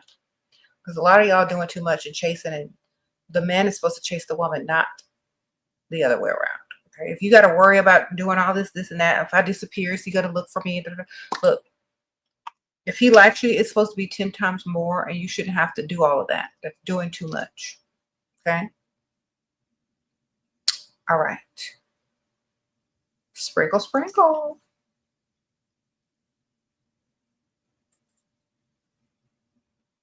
You said you uploaded a video explaining why men should be providers, and you're getting hate comments from men. Okay, well then they're triggered. That means it's working, man. The first thing you're gonna get is the hate comments. Let me tell y'all.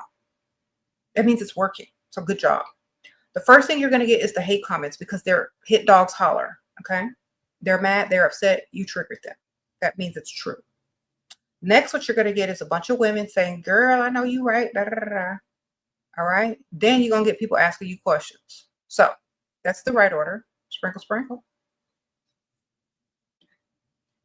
Also, if your stuff is not controversial, no one's going to click on it anyway. You know why?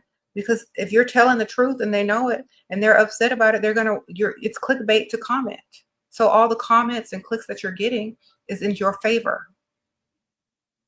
And all they're going to do is show how dusty they really are in the comments. And all the women who come to watch your video are going to read the Dusties comments, and they're going to be like, this girl is right. Because look at these Dusties in the comment. Look how broke-minded they are.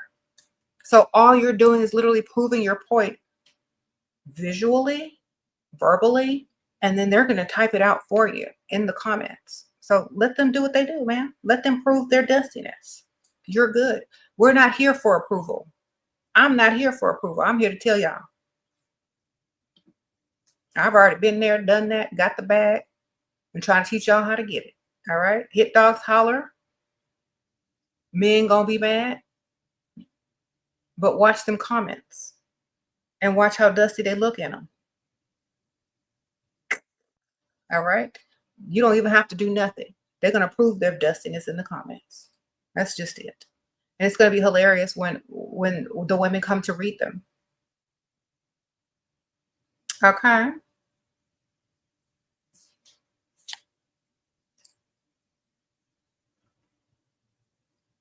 I put out a video like that every day. Who cares?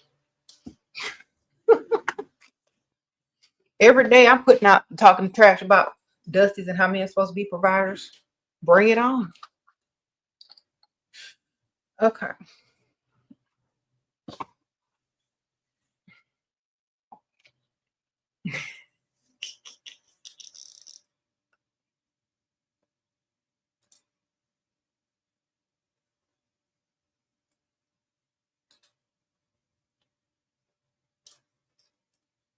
How not to search for approval or validation. By approving and validating yourself as the main character in your life, and anyone lucky enough to be in it as a side character or a co-star should be happy.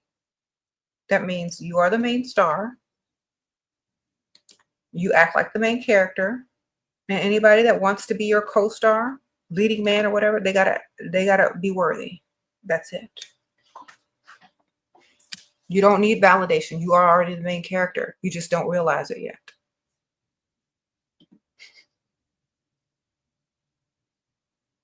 Okay, sprinkle, sprinkle. Thank you, Sophia. Sprinkle, sprinkle. So think about this. When you close your eyes and you open your eyes, this life that you're living is from your perspective. Therefore, you are the main character. Act like it. If you wake up and open your eyes and look for another main character or look for approval from other people, then you're no longer the main character. You see what I'm saying? As a main character, you've already been cast as worthy. You've already been cast as the lead role. You've already been cast as the main character. So act like it. All you have to do is realize it and then go forward. If you can't do that and you're constantly looking for people to tell you, you're the main character of your own life. You're the main character of your own life. Oh, you look pretty today, main character. The extras are now more valuable than you because you need them to tell you who you are. It's like you're lost. It's Alice in Wonderland and you're lost and you don't know what you're doing. You're just walking around and a caterpillar got to tell you who you are. You got to chase around a rabbit. You got to go to some crazy tea party until you realize who you are. Until you realize the name of the movie got your name in it.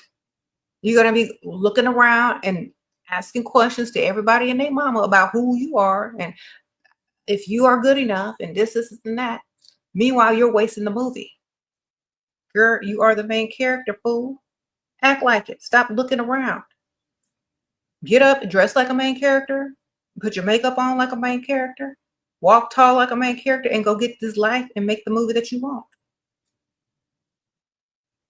Y'all too busy looking for extras to validate you. I don't need that. I'm the main star. Sprinkle, sprinkle. Sorry.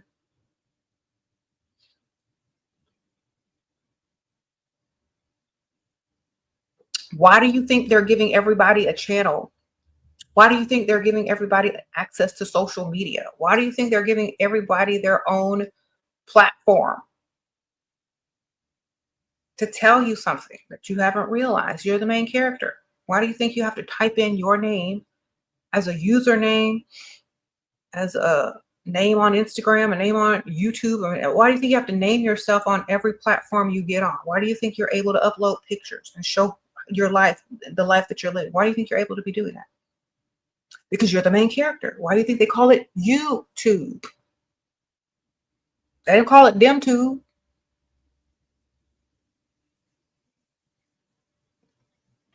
So get up and act like you're the main character of your life. Stop seeking approval from everyone else. You're the main star. They're here to impress you. They're here to support you. They're the supporting cast, the extras. If you get a leading co-star, great.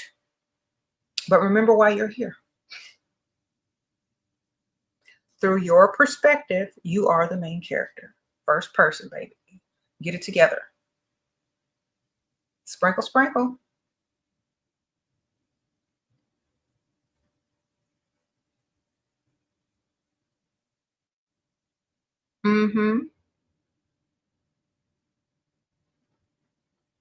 How to attract with feminine charm for a long time. Tips to keep you being a dream girl. Once you get in the habit, it's easy. So make it a daily routine and a habit. All right. If you do something for 2 weeks in a row, every day, it's supposed to become a habit. So every day, get up for 2 weeks straight and create that habit. And then it will be easy from there on. And don't fall out of it. Replace bad habits with good habits. So for example, get up every day, put your makeup on, do your hair, make up your bed, whatever you got to do. Put on a cute outfit every day for 2 weeks. Every day. Every day. Yes, I said it. Every day. Make sure you go out and do something that makes you happy, whatever it is. It could be anything. It doesn't even matter. It could be going to get a coffee. It could be going to the bookstore. It could be going to the nice side of town and walking around and browsing or shopping or whatever you're going to do. Whatever it is, every day, do something to where you are representing yourself as the main character. Every day. It doesn't have to be for a long period of time. It can be. But if you have a tight schedule, make sure the one thing that you do that makes you happy during that day, you are the main character of that situation. Okay. And you're dressed like a main character and you look like a main character.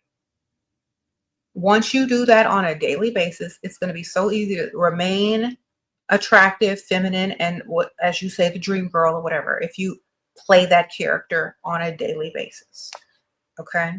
And in order to do that, it has to become a habit. So create the habit 2 weeks straight don't skip any days. And once you're used to the treatment that you're going to receive, how different the world is and how better it is towards you, the privileges that you're going to receive, you're not going to go back.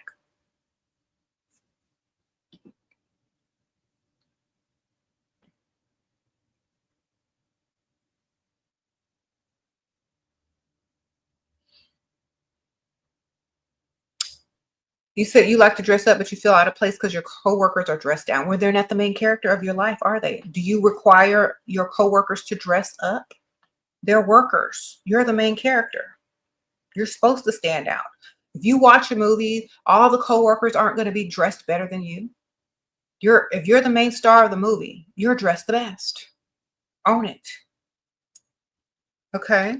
Y'all never seen them movies where the main character, she's always dressed the best and the coworkers are just blah and drab in the background? That's them.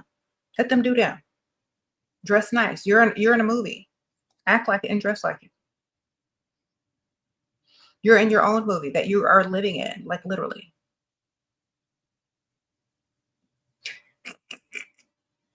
Treat them like co-stars, treat them like extras if they're not extra enough for you. You know what I'm saying? And not in a bad way.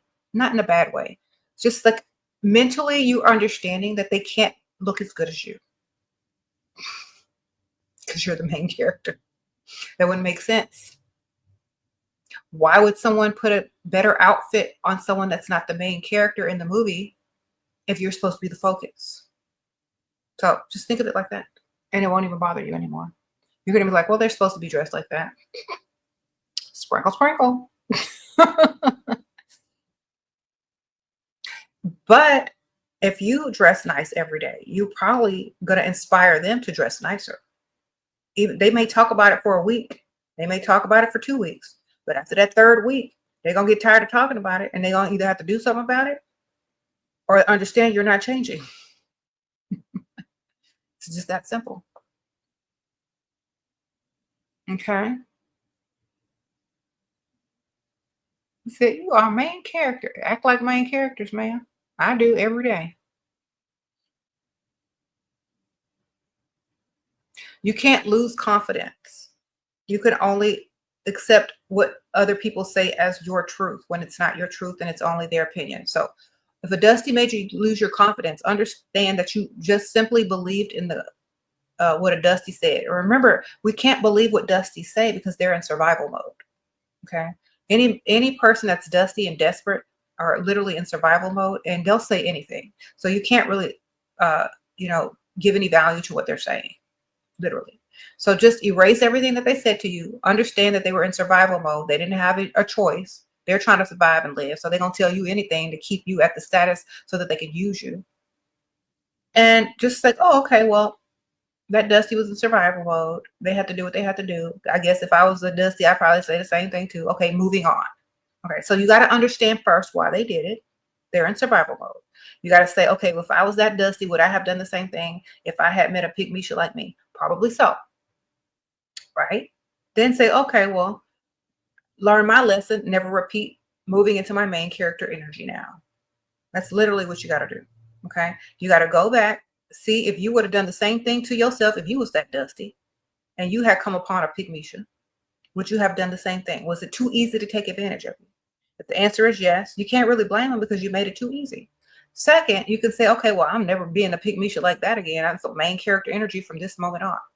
You didn't lose your self-esteem. You just don't understand why the Dusty did what he did. If you put yourself in the Dusty's shoes and understand he was in survival mode and you were so easy to use that he couldn't pass it by, then you would definitely understand that it was just the only thing that he could do. Okay? So now that you know better, you understand why they did it. And you understand why they brought your self-esteem down in order to be able to maintain whatever they were using you for. Then you will understand and you won't take it so personally. You're like, okay, that Dusty was in survival mode. He did what he had to do. Okay, if I was Dusty, I'd probably do the same thing too. Moving on. All right? That's all you got to do. Your self-esteem has always been there. You just allowed a Dusty to use you to the point to where you believed what he said because he was in survival mode and that was his only way to survive.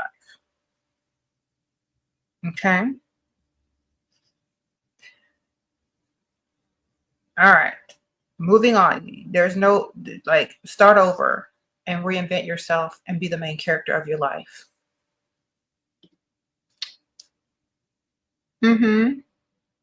Do I think men find lip fillers, boob jobs attractive or unattractive? It depends on what they like and what the woman likes. Okay, so first of all, if you look good as a woman and a man is initially attracted to you without anything done, and you as a woman want those things to enhance yourself and your self-esteem, the man that likes you already as you are, he may pay for it to help you feel good about yourself so he can keep you, right? So initially, a lot of men are attracted to a woman that they like. If you already have all that stuff done and they are attracted to it, then that's what, they're attracted to. But if most women in their circles have that done, that's what they're going to be attracted to because it's in their circle. But if most women in their circle don't have that done, they may not be attracted to it. So it all depends on what circle they're in, if the woman has it before or after being with them. So they're going to eventually have to pay for whatever you want anyway. So remember, women tell men what to like as far as, the standard. So if all the rich men are pulling wives that look like this, that's what rich men are going to say. Okay, well, my wife needs to look similar to this or kind of like this. This is what I'm attracted to because it's a status symbol and this is what all rich men are attracted to. If lips come with it, if boobs come with it, that's what it's going to morph into or change into. If that goes out of style and this comes back in style, that's what it's going to morph into. You know what I'm saying? So men literally allow what their circle is doing to determine what they're attracted to. So if all the rich wives look like this, eventually, what did they look like before they got married or when they met their husband? Did they look the same or did they change themselves? So you got to understand that too. What were they initially attracted to?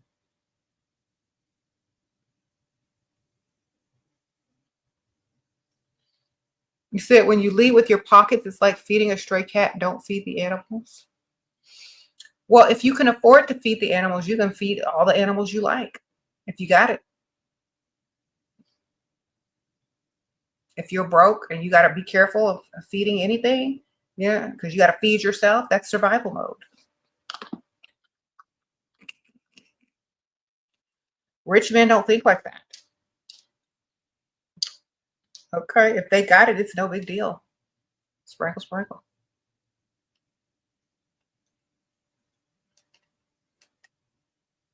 Okay. You said real women are at work.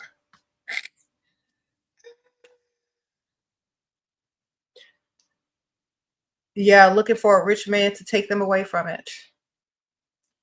Watching my videos while they're clocked in. Sprinkle, sprinkle. Ain't that right, ladies?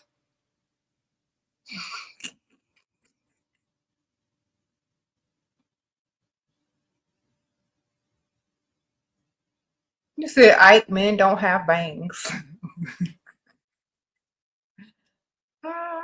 Is that a fresh perm?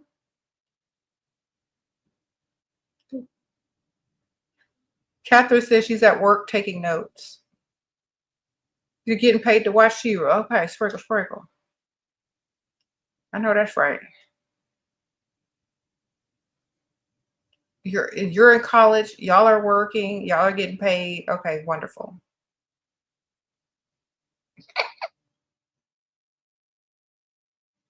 Said real women are at Target right now. Yes. I was actually going to go to Target, but I ordered Target delivery instead so I could go live with y'all. Sprinkle, sprinkle.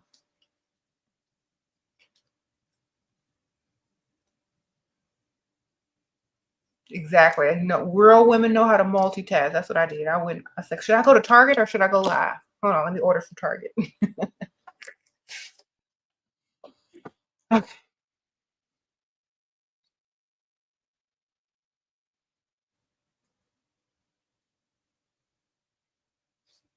I'm gonna be busy tonight too. Oh my gosh, I gotta go.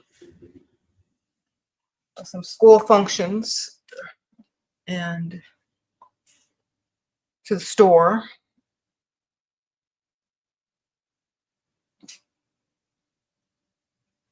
Mhm.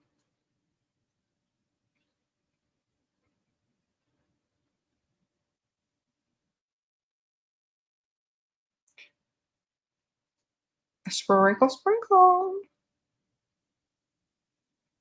You said a man wanted to FaceTime and said make reservations at dinner. Boo, we are not in high school. Oh, you said make reservations. Okay. Thank you, ma'am. So sometimes y'all gotta correct these dudes because they really think they doing something. Mhm.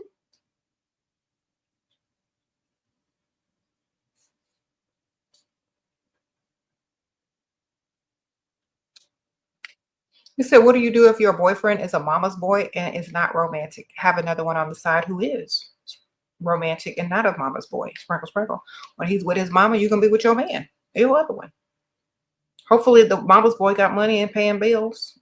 We'll get two. He won't even notice you gone because he's gonna be with his mama. Sprinkle, sprinkle.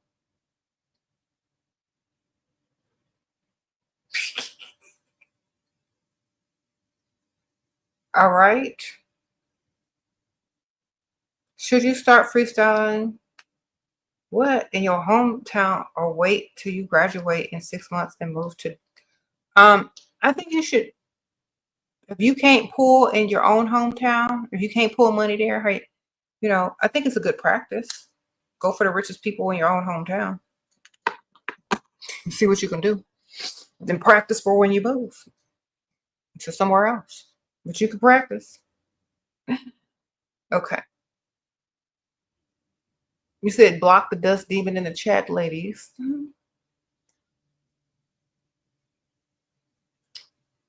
Sure, what should I do when a man comes back and after a little fight, you're not reaching out because you're not a pick me, but how should I treat him after this? He was wrong here. Okay. Well, have your wish list together and all the links you need and then show him so he can pay for it. He got to pay for forgiveness. Men always pay for forgiveness. So make sure you have something for him to buy you or something for him to do in order to earn your forgiveness back, something major. Okay. Because if you let them get away with it and you forgive them very easily, they're going to do it again and again. So you got to make them pay in some sort of way. It has to be major so that they remember it, so they think twice before doing it again. Okay. So what do you want? What kind of jewelry do you want? What kind of nice extra Christmas gift do you want? I don't know what he's done, but he needs to pay dearly. Okay. So get some stuff together that's gonna make him think before he acts up again, whatever it is. They don't come back for free. Okay.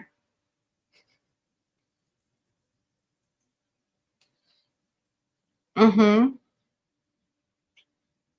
You said in Paris, no one is at the bar, just couples and tourists, even in 5 stars. Well, maybe you should go to more of the local places that's not the touristy areas.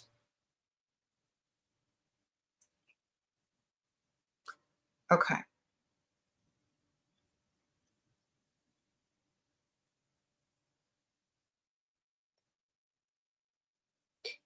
Uh. I guess living in a touristy city is kind of annoying because people try to stay away from all the touristy areas. And if you don't know where the locals are hanging out or the local men with money are hanging out, that's probably gonna be harder. Um, I'm getting ready to leave in a little while, y'all. So ask a question. Oh, Charla, thank you for being a new member. Sprinkle, sprinkle.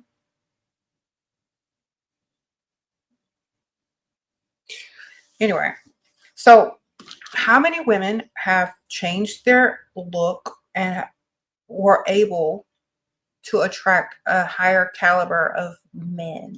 Like, let me see in the comments.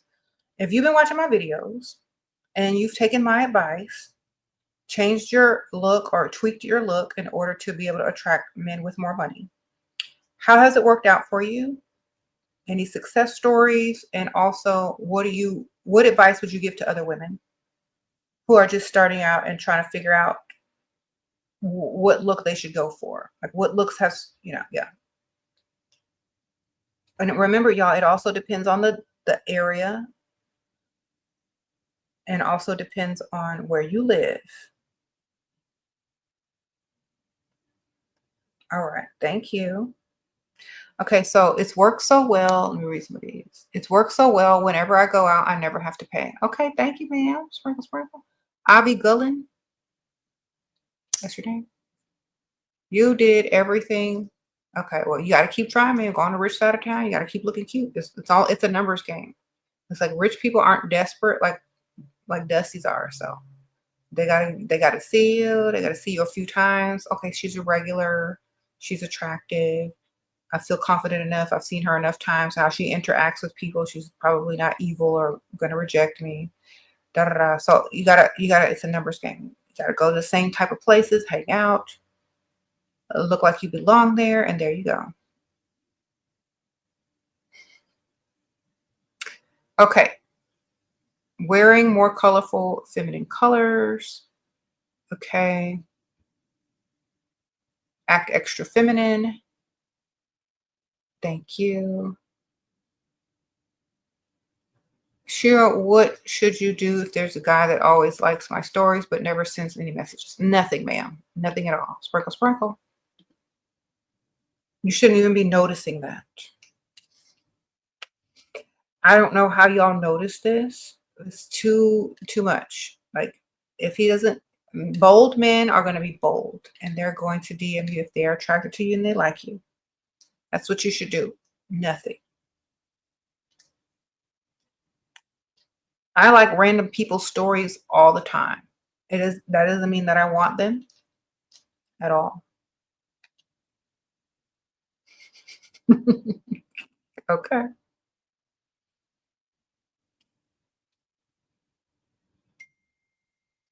Because like, especially on Instagram, I don't even realize this, y'all, that if I click heart on an Instagram reel or a story, that the person actually receives a heart in their DMs. I don't even realize that until like I started getting them in mine, and I'm like, what is this?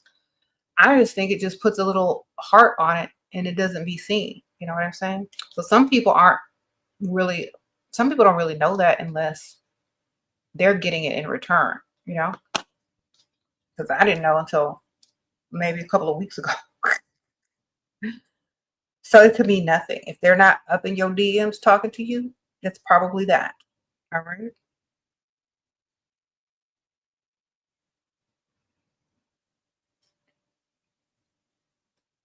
You said it changes how people see you completely. Okay. I changed your environment after you helped me change my mindset and it's working. Thank you. Thank you, girl. Sprinkle, sprinkle. What should you do if there's a guy always like you? Okay, I just answered that question. You're too desperate. Sprinkle, sprinkle. If they like your story, they liked it. Just like a lot of other people are going to like it. That doesn't mean they want you. I like so many people's stories every day. It don't mean I want them. I'm not finna slide. Like, think nothing of it. That's my answer. Think nothing of it.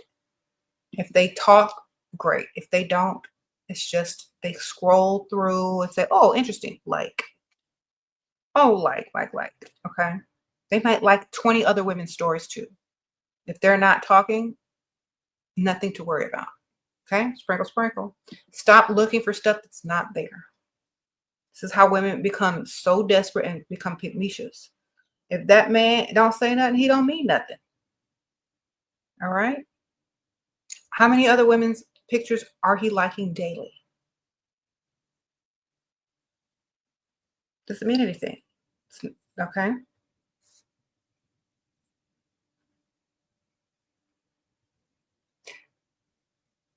Okay, changing your looks and leveling up was like day and night. Not only men, but everyone gives me free stuff and women treat me like a princess too. Thank you, Lucy. Sprinkle, sprinkle. That's true. That is so true. It's like try it for 2 weeks, become a habit, and you'll never go back.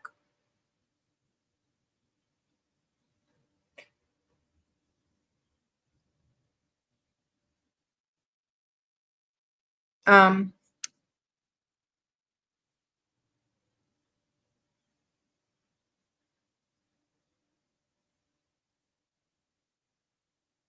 Okay, you're going to a Black Entrepreneur Gala on Saturday. Any tips for 24-year-old? My dress is so maroon and hair. Okay, be feminine and don't act like a businesswoman. If you're there to find a businessman, okay, don't act like you about your business. Okay, if you're an entrepreneur yourself and you're looking, I don't know if you are, but if you are, great, congratulations. I do promote entrepreneurship. But if you're looking for a man, say that you're only there because you were invited, and be impressed with their stuff. You know what I'm saying?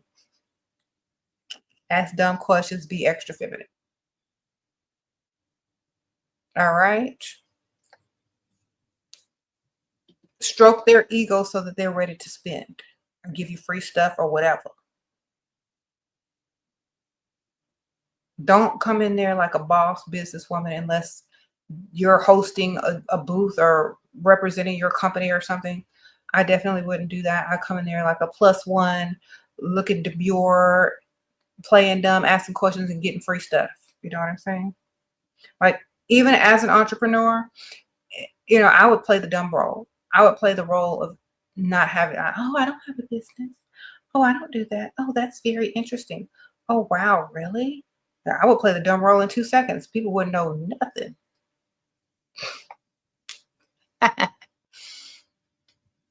All right.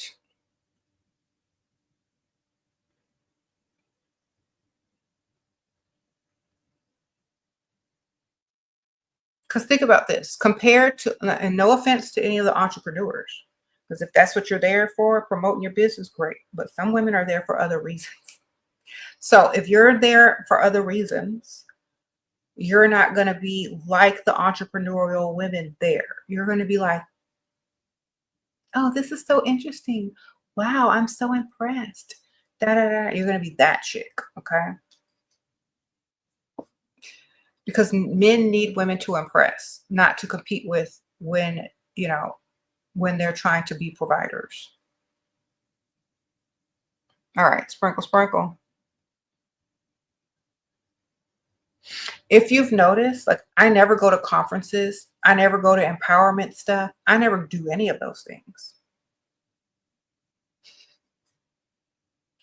I don't need to. I'm like self-empowered. I do all that stuff. I talk with I do my own research and I talk with professionals if I need the information. I don't do all that stuff. You know why? I don't need to. If I'm gonna go to one, I'm gonna be playing dumb, stupid, and getting some money. Okay. You ever see me at one? All right. I like, no offense to any of those ladies that are doing those things, but there's something that always turned me off about some of those types of events. Like, I've been to one like as a guest before, and I don't like the energy there. Thank you, V. Sprinkle, sprinkle. It's too masculine for me.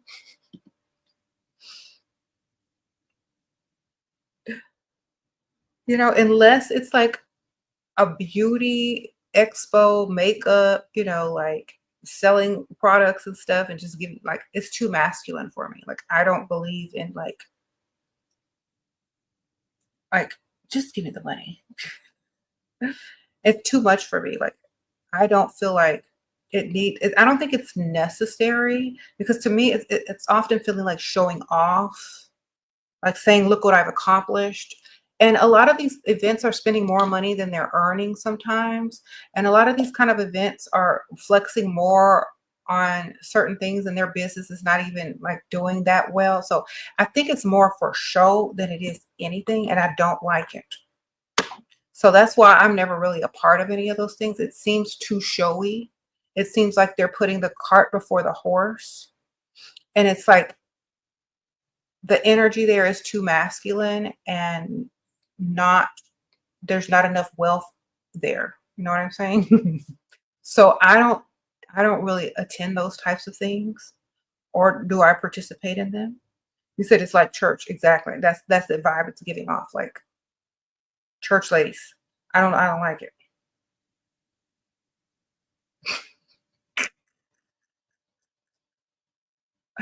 I'm sorry. It feels like church lady dinner with the pastor. Um,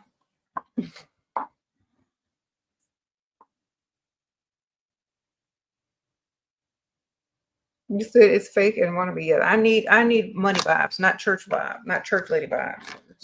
Wealth vibes, or it's where I can play dumb and people will believe me, or I don't like that other stuff. So it's like so many people ask me to be a part of their stuff. If it's giving off church lady vibes, I don't like it. If it's giving off church seminar, pastor's dinner, first lady's dinner, I don't want to be a part of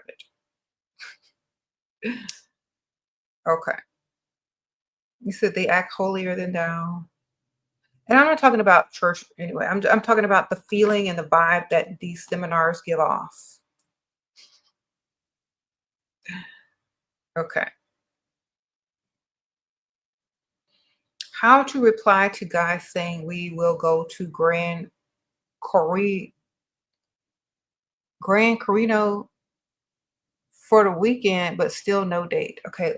Why do you believe words instead of actions? I don't believe guys. Anything, if their mouth is moving, I'm not believing it until it's done. That when I'm experiencing it, that's when I'm believing it. You know what I'm saying? I don't take nothing that anybody says, any man, that seriously until it's being done, until the action has been completed.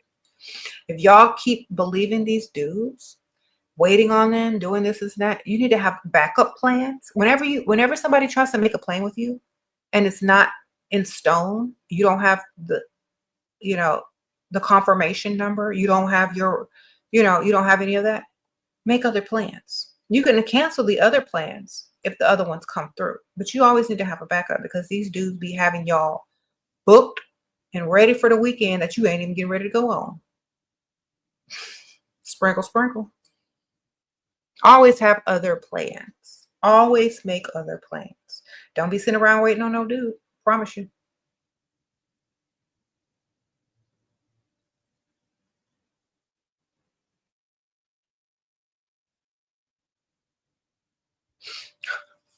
So yeah. And no offense, but if y'all have some type of women's empowerment or seminar, don't invite me. I don't want to be a part of it. And I'm all for the women. I'm all for the ladies. I do it online. I don't like that the vibe that comes with it. And it's because it's unnecessary. Okay. Like, and I understand. I understand. People want to make their money. I get it. I definitely get it. I would want to make my money too. But you got to understand that the energy that those seminars give off, if it's not wealth, it's not worth it. So if you're gonna do something, do it big. Do it for real. Get some real sponsors. You know what I'm saying? Get some high-end sponsors. Get a venue. Get a venue, not a conference room. You know what I'm saying? Like if you're gonna do it major. That way, if people pay to see someone, and it's not just in a stuffy room with people that are overdressed talking about themselves on how to get money, but they're in a conference room. No, it needs to be in a venue with the feeling of wealth and luxury in order for it to feel legitimate. Get a sponsor. Sprinkle, sprinkle. Mm-hmm.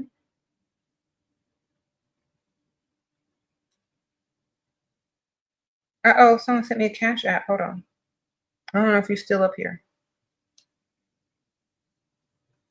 Thank you. Okay, let's just call you Ka. For help, pick me. My mom calls me judgmental and perfect. Mom calls you judgmental and perfect. What? Okay, well, I don't know if that's a compliment or a diss, but I don't understand that. A lot of women give off masculine energy there. Yes, like that's why I don't like to go to those types of things. Don't invite me.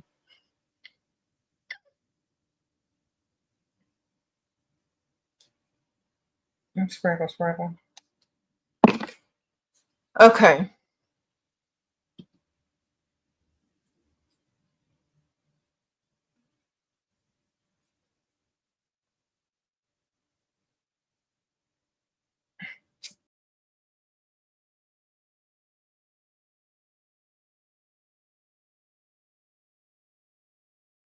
Sorry, y'all pressed the wrong button.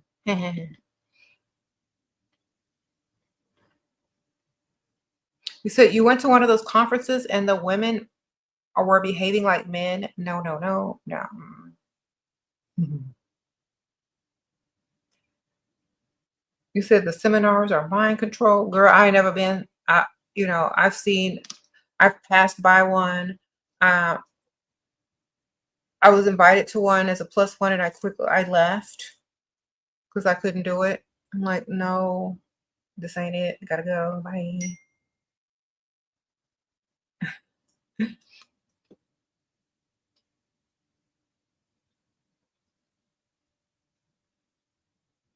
Thank you, Jessina. Hold on, let's see. Thank you, girl.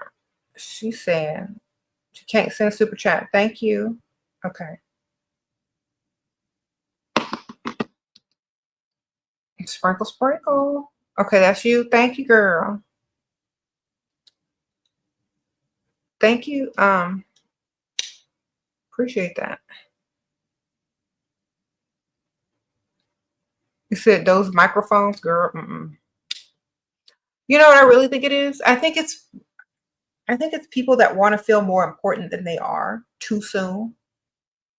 You know what I mean? And so many people, like a long time ago, people wanted me to do a meet and greet or an event or a conference.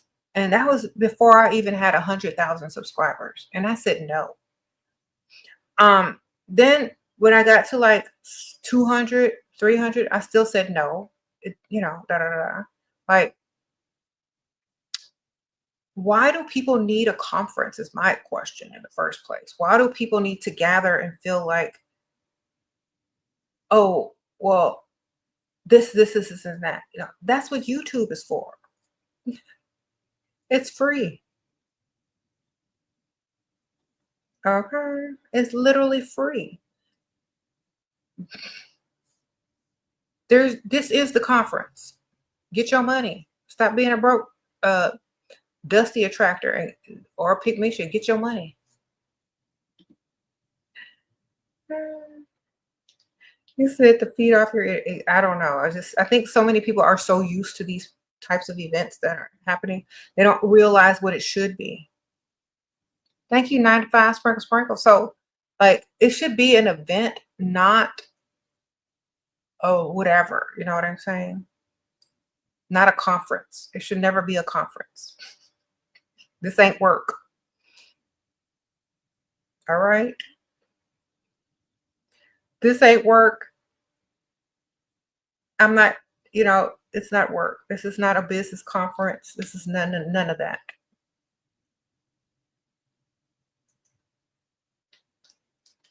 Okay.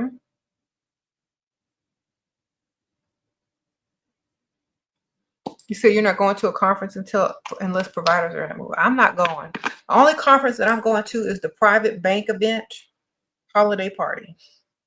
The private client, okay? And it's not even a conference, it's a party. Private client holiday parties. That's where you need to go for your bank. Sprinkle, sprinkle.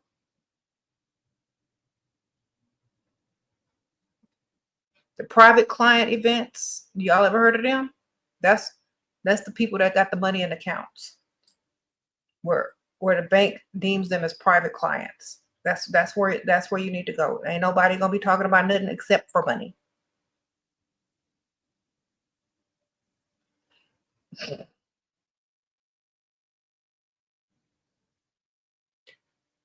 Mm-hmm.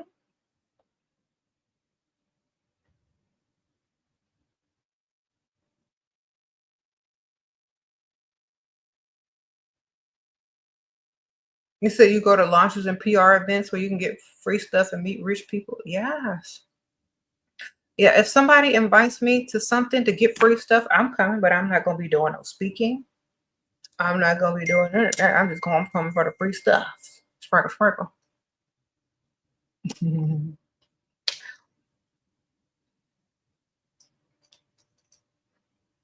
And I better be let in free. Sprinkle, sprinkle.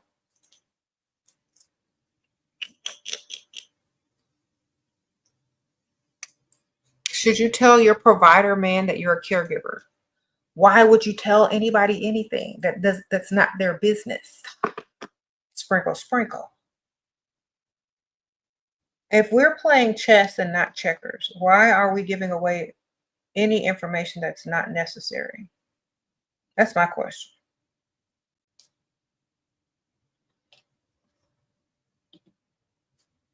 Thank you, Carla or Charla. Sprinkle, sprinkle.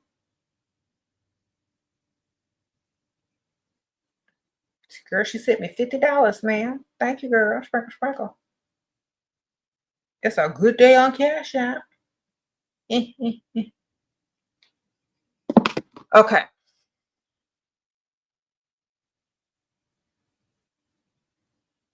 Thank you, girl. Your daddy always says to not be volunteering information. Yep, that is correct. Because why don't you keep it to yourself if it's not necessary to tell? Because think about this, okay? Before you tell somebody anything, think about how they may react, what they may think. Then decide if it's okay to tell them. Stop thinking only one side. Think, okay, if you were a man that had money and some girl you met who wanted your money, then told you that they were a caregiver, how are you going to feel about that? What are you going to think about her? Is she going to have free time? Like, how do you view her now versus the attractive woman you approached with different types of intention? Now you're painting a picture of someone that he never even wanted to see. You know what I'm saying? Think about if he met you in a cute outfit, maybe a cute red dress and some heels on, and your hair done and your makeup and your nails done and cute, and all of the he has this image in your mind of the fantasy. Now you say, I'm a caregiver. Fantasy ruined. You get it? Don't ruin the fantasy. If you're gonna get all dressed up and look cute and then go tell somebody you change diapers, then what's the point?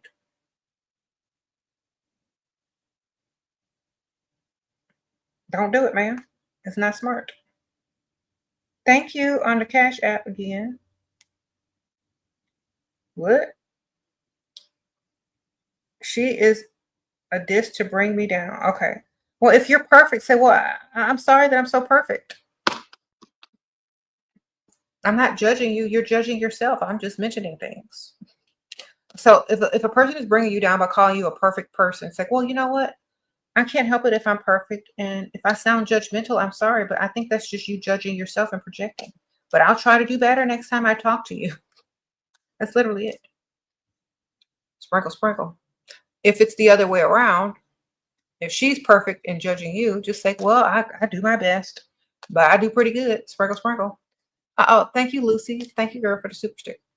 Look, y'all got to stop caring about so much what people think. It doesn't matter. Like, none of that stuff matters. What you doing? How's your life going? Do you have everything you want? Then whatever they're thinking and saying don't even matter.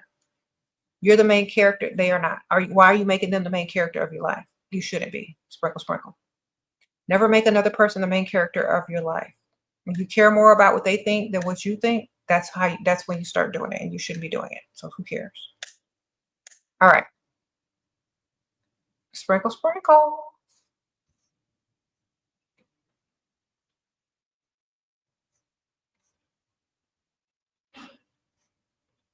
You said plenty of providers are buying art. Yes. Sprinkle, sprinkle.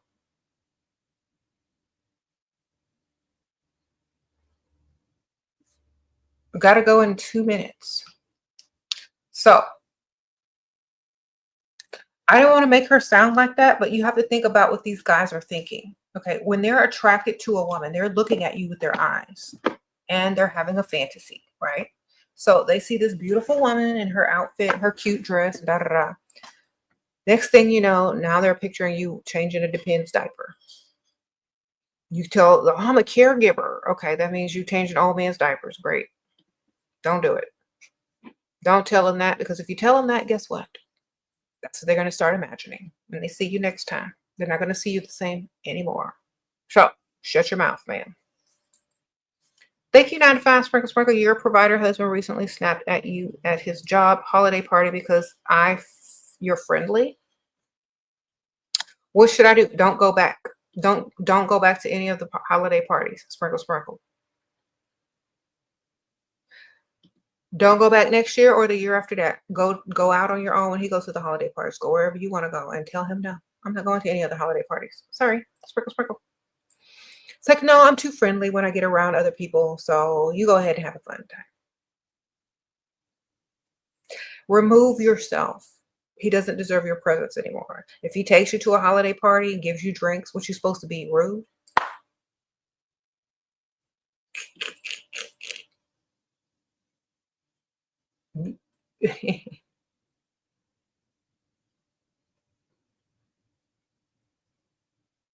Okay.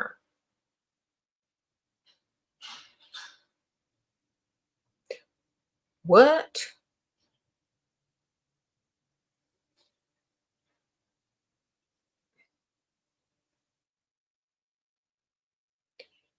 Your lips are okay. You got some lip fillers? How long do it last? It depends on how much you got up in there, girl. Probably like a week and a half. It just depends, like, uh, how much you got.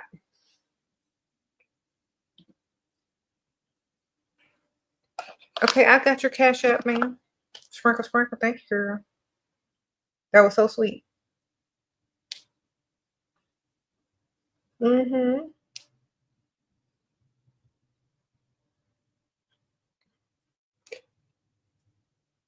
Um.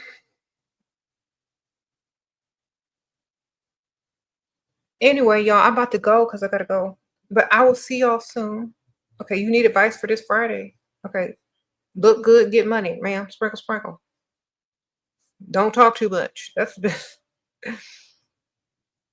I didn't see where you asked the question. Like,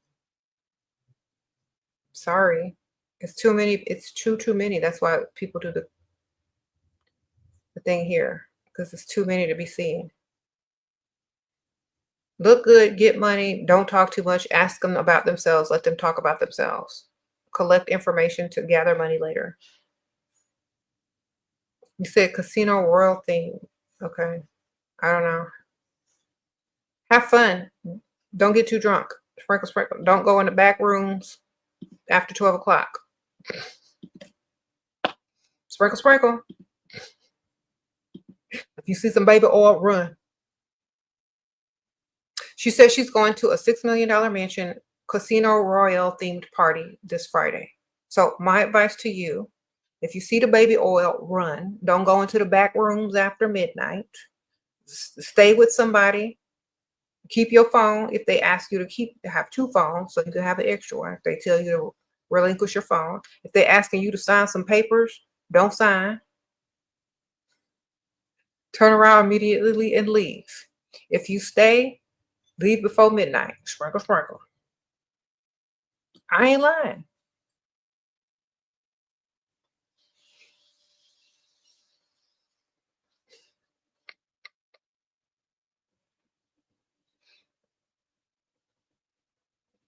Sprinkle, sprinkle. Somebody said if you see a furry, run. I literally am not lying.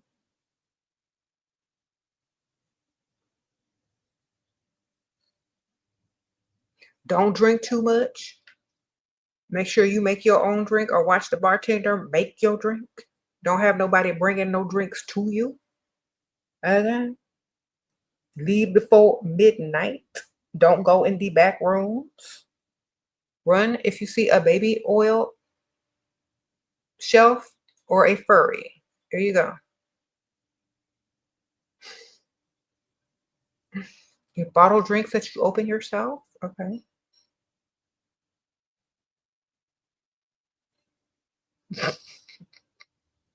That was my advice, ma'am. But honestly, if you don't have to worry about any of that, here's my real advice. Stay classy. Only talk to the richest people. But don't get too drunk. Okay. Make friends of the house owner so that you might be invited back if the dude you're with is not the house owner. Okay, sprinkle, sprinkle. I'll see y'all on the next one. Thank y'all so much for subscribing if y'all are new. If y'all want to ask me a personal question and don't want everybody to see it, I do have a Patreon that you can join tier 2 and up. The link is in the description bar if you scroll down a little bit, and you could message me there.